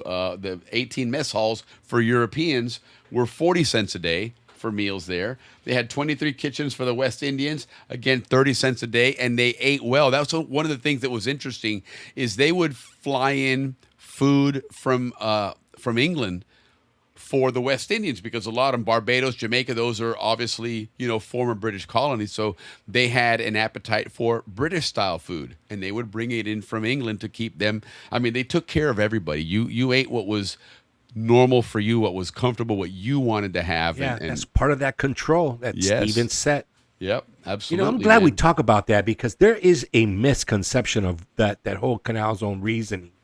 Right. And it was truly to control the labor force. Anyway, sorry. Yeah, I really get regulate carried the away whole with that machine, part. regulate the whole operation. But it worked. All of it worked, and at the end of the day, Hello. Interesting situation here. They wanted to bring in strawberries, and they were bringing them in from New Orleans. They thought, hey, New Orleans right up the road there. Throw them on a ship. When they got there, they were all rotted. Complete loss of the whole ship full of strawberries. So they ended up doing that. And apparently Norfolk, and I'm going to look into this further, but Norfolk became the port to send fresh food to Panama. Not sure why that worked that way, because Norfolk's further up north. You think it would take longer or whatever, but that was the Norfolk season was when they would bring in, and start really setting that up. Another interesting thing here under the Civilizing the Jungle title, and this is again talking about that leisure, right? You're sitting in the Culebra Cut, and we're going to show you here what an awful job that was in just a moment. But how do you keep these people from not going nuts and going, hey, I'm out of here, man?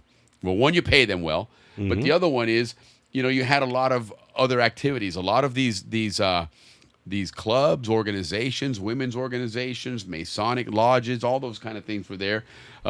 Look at that. Even the Sandblast had the Sandblast Tribe Number 2, Imperial Order of Red Men was what it was called.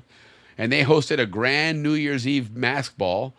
No prizes awarded for costumes, but attendees danced the old year out. And so, they made it just a fun activity, and everybody was involved. Everybody was part of this. Wait. The Kunas were throwing the party, or everybody was dressing like a Kuna?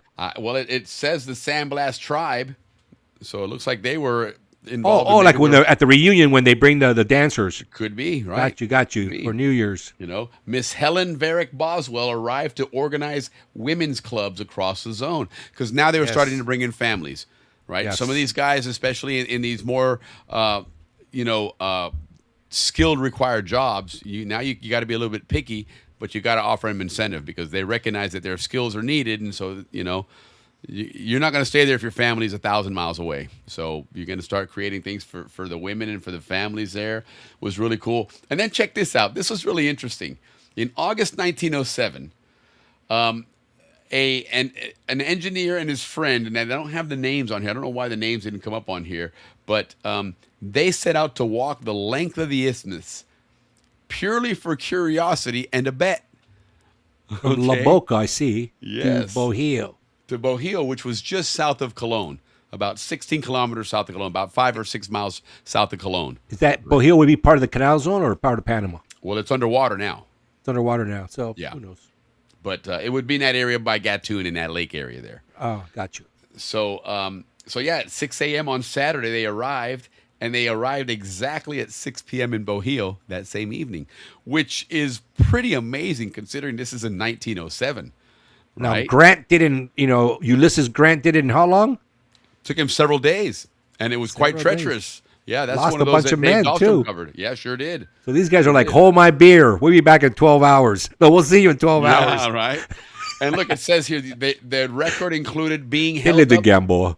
They were held up for nearly 3 hours by blinding rain, like you were mentioning earlier, Ricky. That rain, Yeah. and so they could have done this in 9 hours. Walk from La Boca to the Atlantic side, man.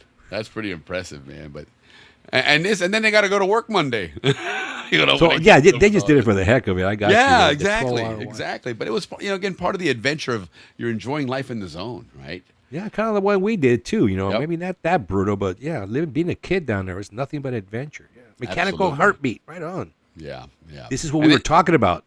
Yes, you mentioned this earlier, that the whole mechanical and that infrastructure that they were able to repurpose from the French, and we use that term a lot in 1904 and 1905, they repurposed it. So repurposing is a little bit different, right? You take a bucket dredge, for example, you might remove the bucket dredge piece out of it, and you might hook up a suction, and now it becomes a suction dredge, right? So it's been repurposed.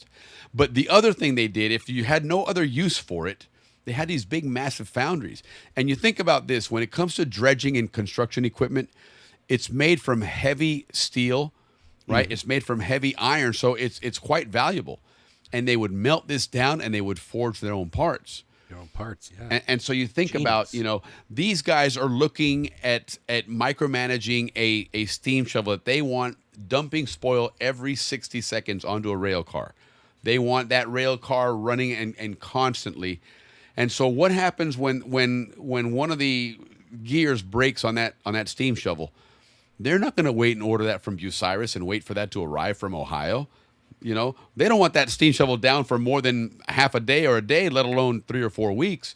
So this is something that became a big project, and it says there, the canal wasn't just a digging project; it was the largest, most remote, self-sustaining manufacturing and repair facility on the face of the earth. Because you're repairing, equipment the size of an army, and you don't have the luxury of Amazon today and aircraft and quick transportation. So you had to make do, and they certainly did. You remember they found a huge area in Gorgona that the French had built a big repair facility, and it was almost intact. And Yeah, so yeah. Remember that David turned us on to that story. Some big warehouse in the middle of nowhere. Yeah, it was in Gorgona. It was massive, and it was almost intact when they found it. And so they made that just a massive, massive repair facility that allowed them to do all these things. And so, you look at all these other pieces outside of just the, outside of the digging and everything else is all that infrastructure following it so that it maintained that efficient operation. And this one here I found really fascinating when I saw this piece here. They're talking about wealth generation. Okay. You have these guys that are working overseas.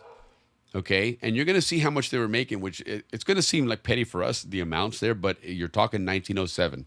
Okay.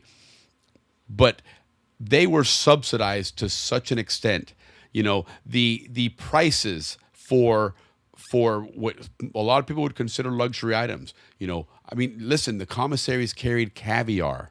Okay, they wanted these people happy, and the Isthmian Canal Commission subsidized out of their budget to cut down the prices. So they were selling below market pricing on all their commissary items. So you had steaks at home. You had, the West Indians had British, fare to eat. And it was really, they really made that effort.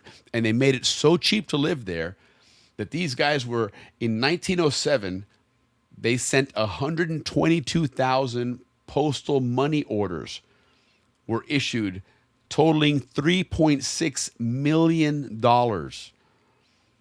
that went back to the United States.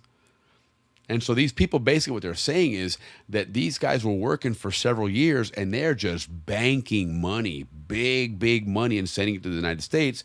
And you know what? When they finished this project after 10 years, they patted themselves on the back and they went home. Right, because like us, housing was dirt cheap, food was dirt cheap, entertainment was dirt cheap. 100%. 100%. Got it. So like they say there, exactly 2/3 of that wealth was sent directly back to families in the United States, proving the canal was a massive economic engine for American working class.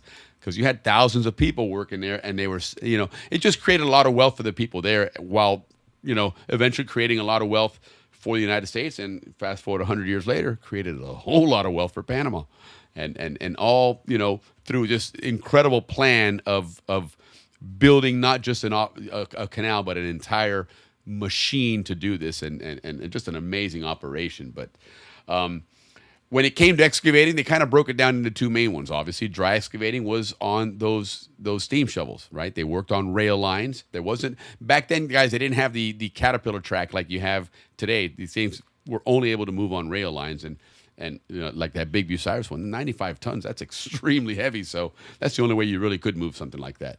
But then you also had your wet excavation, right? You had your approaches coming in from the Pacific and the Atlantic that was all water from the time they were working it.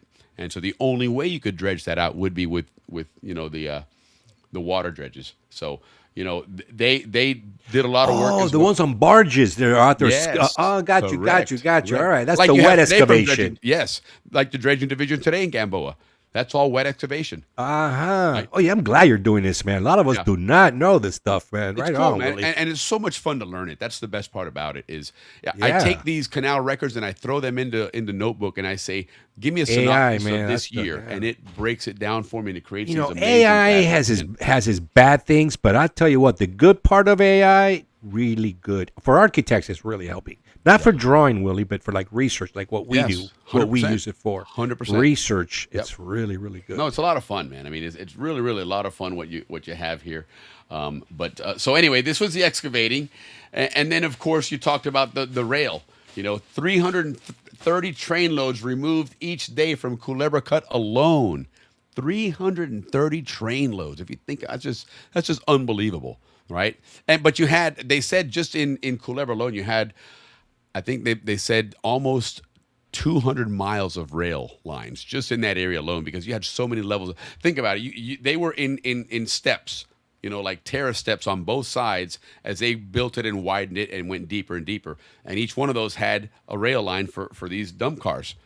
The excavators, that worked on a different kind of rail line, which we're going to talk about here in just a second. But I mean, these are just, again, massive numbers that are going on every single day. And they're being micromanaged. They had every rail car that moved was being observed by different towers, and almost like an air traffic controller does today, they were controlling all these guys, and all really with hand signals. And you can't hear anything. Right, and that's that tourism that you were talking about. Yeah, the construction tour. People were going there by the, I guess, hundreds or thousands, just to see that operation. I've seen those pictures of the people up on the hills, all dressed in white, sitting there drinking. Men and women. Yeah, I've seen those pictures from back in the day. And they're in awe of this entire thing, and which, again, going back to what you said earlier about Andrew Eftimitis and his project, because you'll be able to appreciate that, because you're going to have movement to it as well. I can't wait till he lets us show that. Yeah. And he's a busy man. He's a pilot, freaking a canal pilot. Exactly, and does this on the side. And we're like, come on, Andy, hurry up, man. What's wrong with you? Yeah, right. We did yesterday, man. Come on, now. Rick, I got a couple of ships to them. You ain't no Come on, Andy. Come on. Be a man. Yeah, no doubt, man. So here's the other thing. Spoil trains loaded on 1,451 Lidgerwood flats. And those were those flat rail cars. They only had the one wall on them. 1,100 Western dumps that they made, and I mean, just again, remember, guys, you grew up in Balboa. That entire area was swamp and river.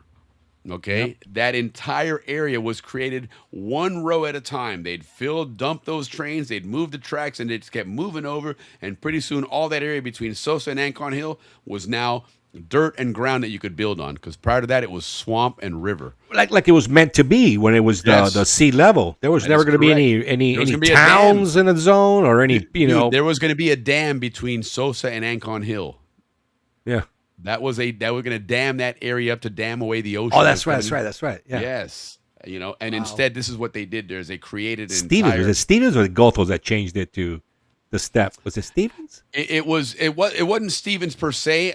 It was the committee. It was about in the. But which administrator? The first, the second, or the third? It was during Stevens. That's my guy. I like Stevens. In 1906 is when they actually changed it. But here's something interesting: 36,000 men in 1907. So that's a pretty substantial amount of people. And now they started bringing in cold storage ships, and they had cold storage. Mount Hope created that big cold storage area, right? Cristobal had a cold storage, and so now you could bring in all these other foods that wouldn't spoil and wouldn't go bad and keep your people happy. Daily subsistence supply trains they pull out, and these guys are moving constantly. I mean, it was a operation like nobody's business.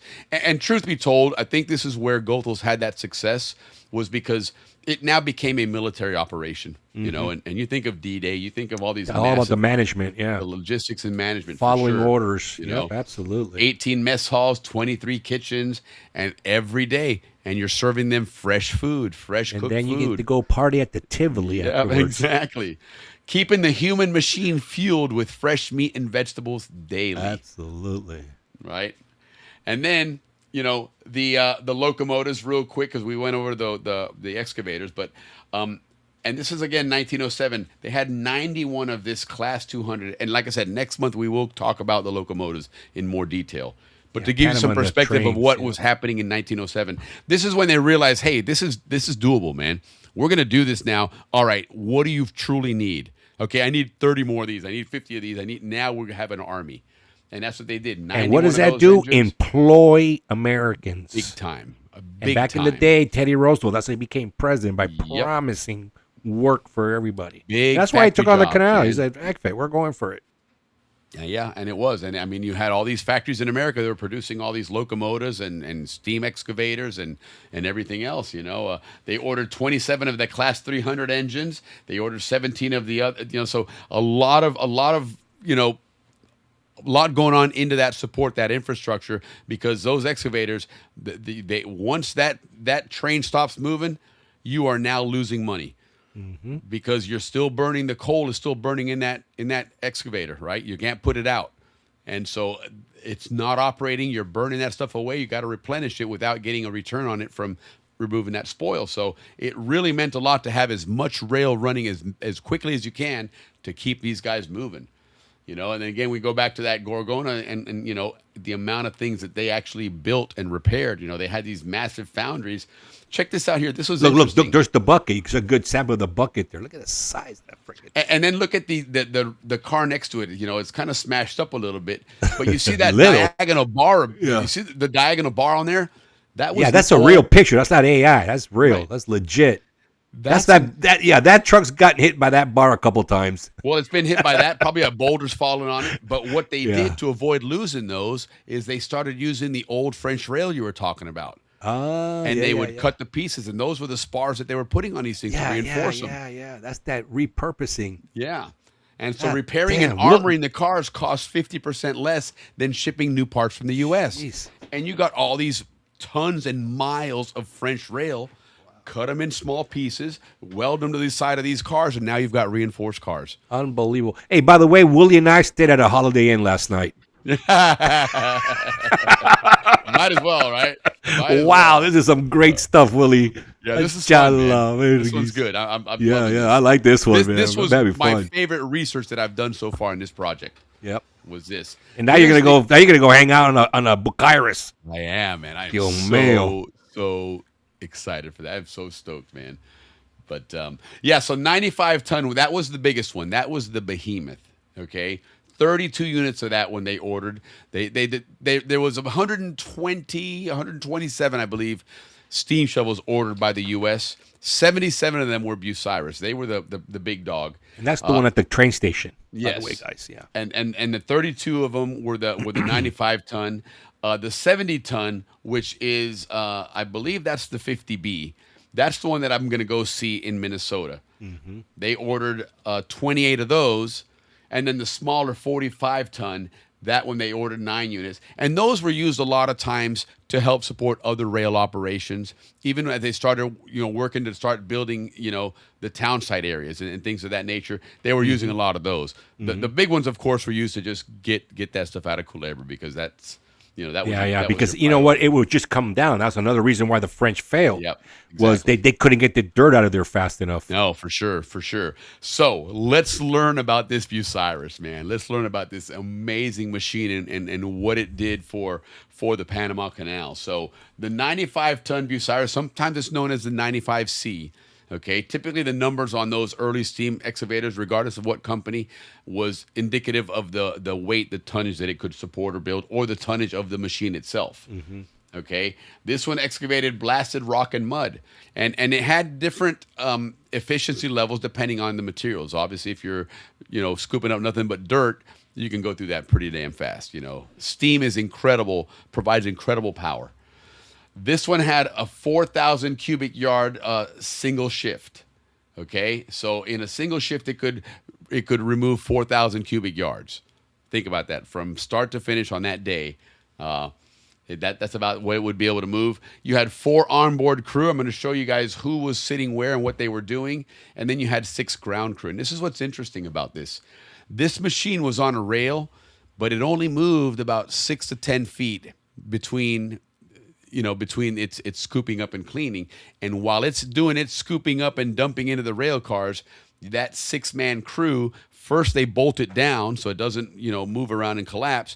And then they start taking, think of it like hopscotch or leapfrog. They would take the rails from behind it, disassemble them, pull them up and put them on the front so that they could move it up a little bit and then just keep doing that. And that was the whole movement of that thing, was just a very small amount, by these 6 people all day long. And that was really what they were doing with this Bucyrus. Okay. Where they were working this Culebra Cup, which was the primary home for these big excavators, was that Culebra Cut. Okay. Hell's Gorge is what it was referred to at. Mm-hmm. Okay. Oh, look, right there you can see. Look at how deep right there. You can, great example right there. Right. Wow. And that was 8.75 miles of an artificial valley carved through the Continental Divide, guys. Not dirt. This was rock. Rock. Okay? Yeah. That ain't no sand. All No those limestone, guys none of there, that. That's legit rock. Those guys that are sitting on those tripods there, those are drills. They're drilling into the rock to shove dynamite in there, to shove explosives in there. Okay. Right. Now, here's another really absolutely fascinating thing that we touched on this last month. They had all those drills used air compressors.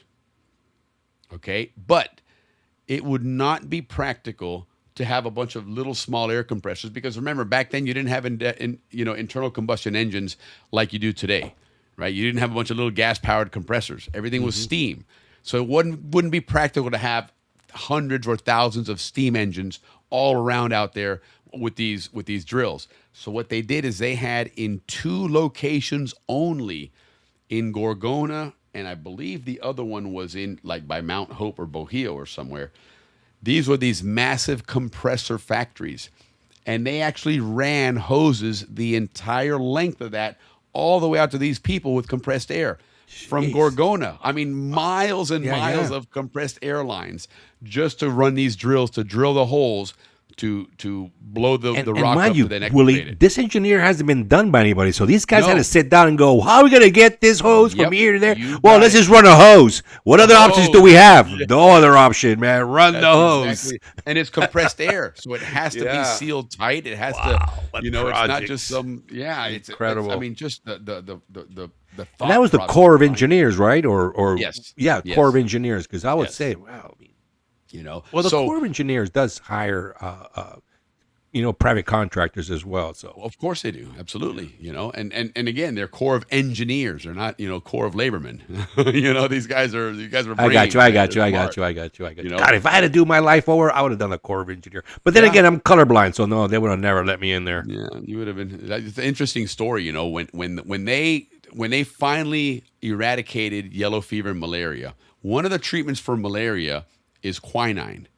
Okay, quinine is something you get, remember in tonic water, right? Your parents drank a gin and tonic, the yellow can, it said quinine, okay? They gave them a lot of quinine. They didn't learn this until later on. One of the side effects of drinking quinine over and over and over is you go deaf. You lose your hearing. And so at some point, the amount of people dying from rail accidents because they didn't hear the damn trains coming kept going up because they were all going deaf from drinking quinine. Right. So you get rid of malaria, and now you go deaf. And then from quinine came Seco Herrerano. Yeah, there you go. Exactly. So that's to figure out. Well, if you're going to be deaf, you might as well at least enjoy yourself. Right? So now check this out. Here's something interesting. 120 degree Fahrenheit in Panama, in the muck of In that big humidity. hole, yeah. Okay, because there's no wind air down there. circulating. Nothing, dude. Nothing down there, all above you. And it's not clean air.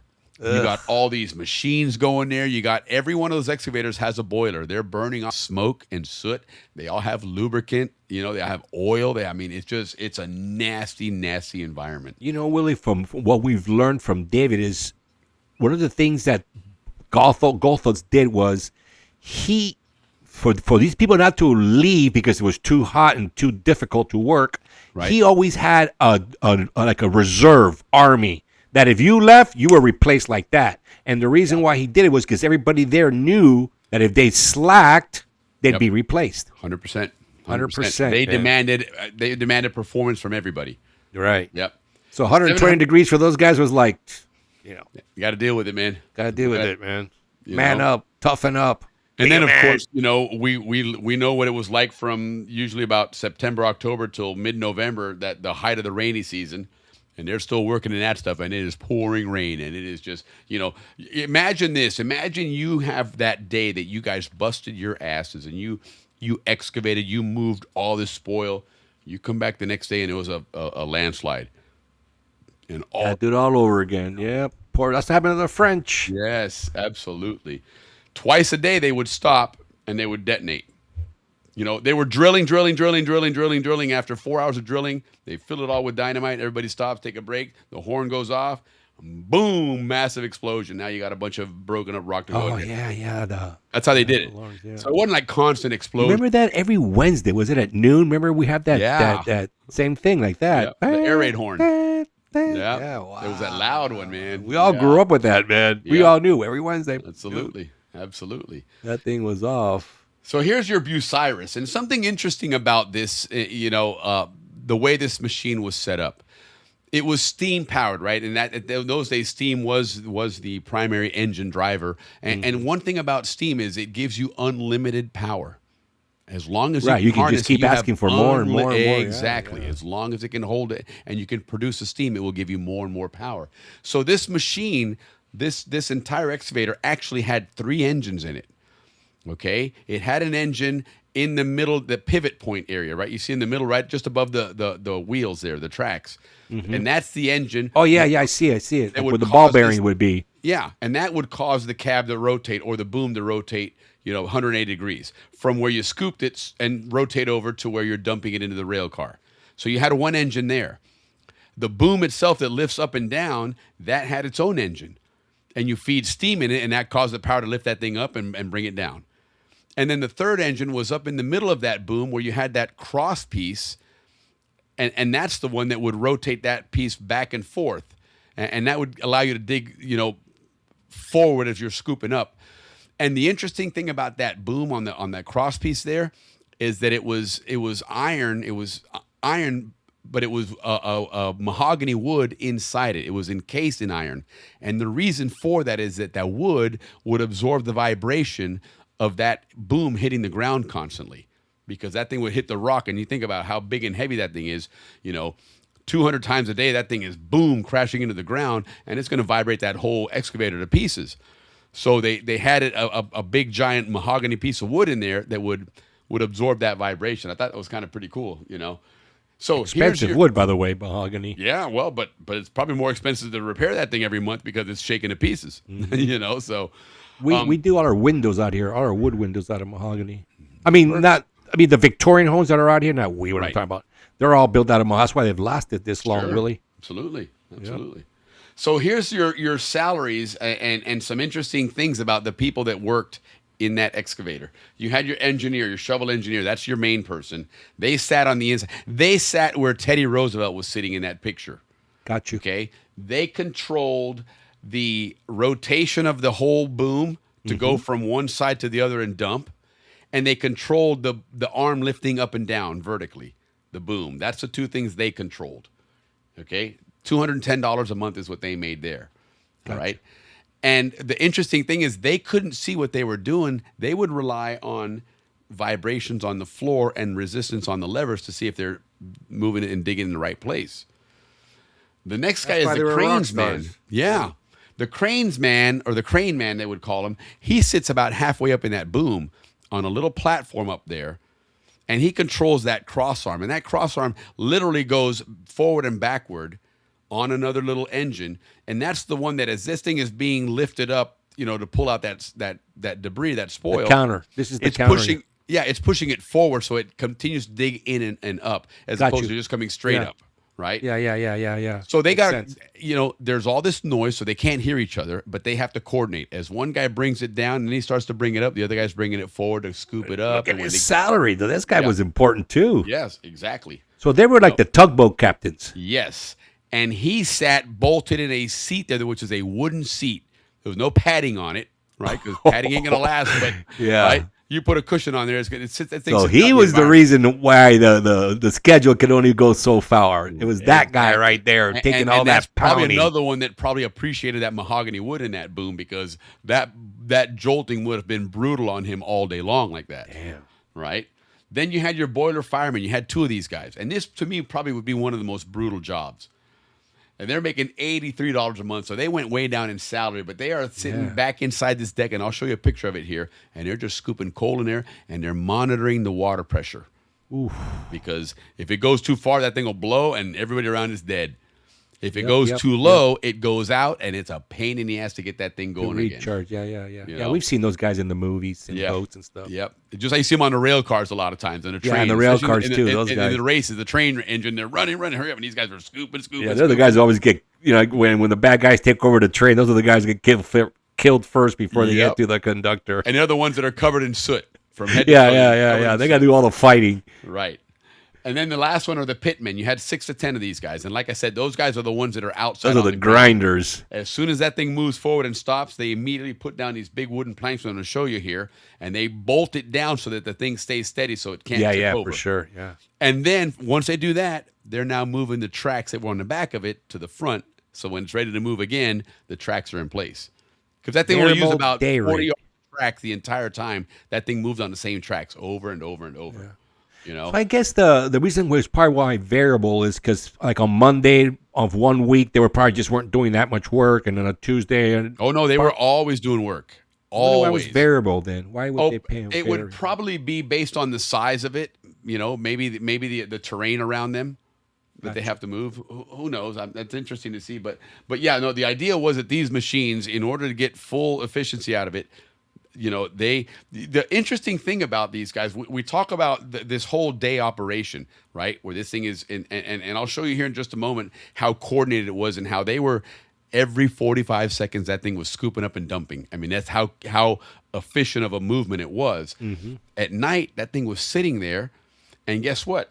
In that Culebra cut, there was trains moving. They were moving a bunch of coal and getting these guys ready for the next day's work. In the dark, Willie? Or did you think they had light? You had to remember, you got to replenish them every single day in the dark. Wow. At 4 a.m, they're dropping off tons of coal at all the different stations for all of these steam shovels. Mm-hmm. They got guys in there repairing them, lubricating everything, getting it ready. This one has a boom that's got a credit. Got to go in there and get it fixed overnight. At 5:30 in the morning, the starters come in. The guys that are working in this that you're seeing on the screen here.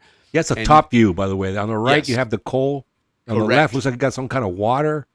Yeah, and the guy, well, that's the beginning of the big water tank. You know, because this is the boiler, but you got a water tank that keeps feeding it water. As the steam consumes that's the water. That's the guy like on the trains. Yes, dumping in the coals. Exactly. Poor guy, man. So these guys get that there dude's dirty every time he goes home, man. Yeah, that guy, exactly. Blackface wasn't an offensive thing back then. But I'm sure these guys went home looking like that, man. You know, that was every day. And if you didn't show up that way, they're like, dude, you were lazy today, man. Yeah, You they had to weren't scrub working. those guys. Yeah. It's like coming home from football practice. You had to get Right. the hose down Correct. before you came upstairs. Yep. You got it. Or change downstairs. If you had a Panamanian mom, she's like, quita esa ropa. Oh yeah, no, my mom would hose us down downstairs, Yep. man. Everything Yes. came off downstairs. But, Came up on a but towel. anyway, so these guys show up at 5:30 in the morning, and Wow. they start scooping it and get that fire going. And by 6 o'clock, they got a fire going. Now the boiler's starting to reach temperature. The rest of the crew shows up. Now you're going to start working. And that was the routine every day that you don't see on the documentaries, because you just see these guys scooping dirt. Well, that machine's got to be refueled every day. It's got to be repaired every day. All these things took place, and that was the 24 operation that most people don't realize. Right? The engineer cab, that's where this guy sat. And again, he just had the two levers to move that thing, swing it left to right, and to lift that boom up and down. Yep. And then And the that's other what guy he was with in the arm. And this is the guy with the arm. There they that are, raised- right on. Yeah. Yep. And there's Teddy Roosevelt. This is obviously a very famous picture of Teddy Roosevelt. He's sitting where the engineer is. Yeah. Okay. The engineer sits there, right? Okay. He would be working that entire boom to lift it up, and that entire platform to swivel and pivot left and right. The What a guy cool that's job. circled up there, Uh-huh. and again, look, it's not like a big comfortable chair, man. That's just a little. That's the guy making 183 a month. Yes. He's making a The little cranes less than man. The other cranes guy. man. That's the Yep. cranes man. And he's working the crossbar, which you can't see here. I'll show you in another picture, that moves forward and backward to keep extending out and lift up the dirt. And then he also has a rope that he pulls. When it gets over the cars, he yanks down on this rope, and the bottom of that bucket falls open and everything falls out. And that's 200 times a day these guys would do that on Over and over. average. You don't see no umbrella over this Every guy. single day, 200 times. The One, beating two, sun on three, you four, or the five, pouring six, rain seven. on you, man, and you're still doing it. And you know what? Let me ask you this. How many times do you think these guys got hit with rock and debris as it's breaking up and flying? Or close calls. Yeah, exactly. They get whacked. You know how we had to move up. Yes, That's absolutely. what. No wonder our DNA is the way we are as kids, man. We come from these guys. Some rough people, man. So here's the pitmen, right? Yes. And this is what they would run and secure these real quick, right? Ain't no waiting, man. You got to get going. These guys are getting ready You to got to start put those scooping. logs down. Put them down. Bolt Till that today, thing it's still the down. same. Still the same technology today. That's how you shore today. Same thing. That's exactly like it. I said, I had a house on the side of the hill. I'm shoring that looked like that. And these guys, pouring rain, they're still doing that. They're still running out, getting those things set up because the dirt's got to fly, right? It just continues to fly that way. And so, again, by 1908, mid 1908, this is a synchronized mechanical fleet, okay? Moving over 3 million cubic yards per month now. They're moving by 1908. They have perfected this. The trains are moving the way they're supposed to. Those excavators are not waiting idle at all. The moment that train leaves, there's another one right behind it. And they continue to dump and fill, dump and fill, dump and fill, dump and fill. Final insight. The isthmus was not conquered by brute manpower alone. It was conquered by an unprecedented synchronization of high-capacity steam shovels, specialized Cook and Brook locomotives, and a world-class repair infrastructure that refused to let the iron die. Absolutely. God, every And time that anybody's in was the it. Canal Zone, go by Gamboa and give those guys a hands up. Absolutely, man. That all came out of there, man. Wow. So you come into January 1st, 1908, Mm-hmm. and 1907, the dirt really started to fly. They really they got to the point where now you could see, you didn't see the light at the end of the tunnel, but you knew now it was there. You'd say, hey, somebody lit that lamp over there. We're going to get around the corner and see it now. We know we can get there, right? Congressman James Mann in December 1907 went down to see what was going on. Remember, Congress a lot of times had beef with these guys. Because of the money they were Yes. spending. Yeah. And he goes down, he goes, conditions in Panama are in most excellent shape. I predict the canal will be completed in 5 years. He was a little In optimistic, 1908? but in 1 year. He was off by 1907, 1 year. Not he was bad. off by, no, not bad. He goes, the foundation is laid. The French legacy has been surpassed. The invisible war on disease is won. And American civilization now thrives in the jungle. The path to 1914 is clear. Yep, absolutely, man. And That's the is- Canal Zone. That's 1907, man. It was an exciting year for the Panama Canal and the construction, and it really, this is when America really was showing what they were able to do. You no Our longer were brothers, living off the French Panamanians, legacy anymore. and You know, Americans, it was. Panamanians, It Americans. really was, man. It was a Together. really, really, really good operation there. You know, it paved the way for what was, what was to come. You know, and they knew that now 1908 was going to be an amazing year. And in fact, that's kind of what. One of the things that I did find out about 1908, and this is going to be really, really cool. We're going to try and get to this next month because August, we got a lot in the hopper in August. I don't know how we're going to juggle it all, but we're looking at doing some Canals on the Rock stuff. You got your Man, we're sorry for everybody that we keep saying, yes, we're going to do the show. We're going to do, I mean, God, we'll get to it. We'll get till December. Then we got next year. And the year after that. Check this out. What we see in 1908. Okay, one of the big things in 1908, and we've heard about the Atlantic Division, Central Division, and Pacific Division. Correct. Okay, that actually didn't occur until 1908. Galliard had the Central Division. Yeah, but that didn't happen initially. Okay, initially it was the dry excavating division, it was the wet excavating division, and the rail division. Mm-hmm. And they retooled and said, wait a minute, this doesn't work this way because some of the stuff that you guys handle, we need to handle ourselves. So that's when they broke it up into areas where each one had their own rail division, their own dry, their own wet excavating. So instead of one, they had three. Yeah. Again, they took that bureaucracy, made it even more specialized, which created even more efficiency. Because now, listen, I might have a priority on this rail project, but that's not going to help you over on the Atlantic side. Yeah. That makes Right? sense. Makes sense. No. Yeah. Man, these guys were geniuses. Man. They really were, dude. man. And it was really, why this was really happening, were. Ricky. This wasn't something. True, they that's had- a Willie, man. That was good, brother, man. It was fun. A+ for Willie, man. Let's Yeah. hear it for Willie. Good job, hermano, man. That was awesome.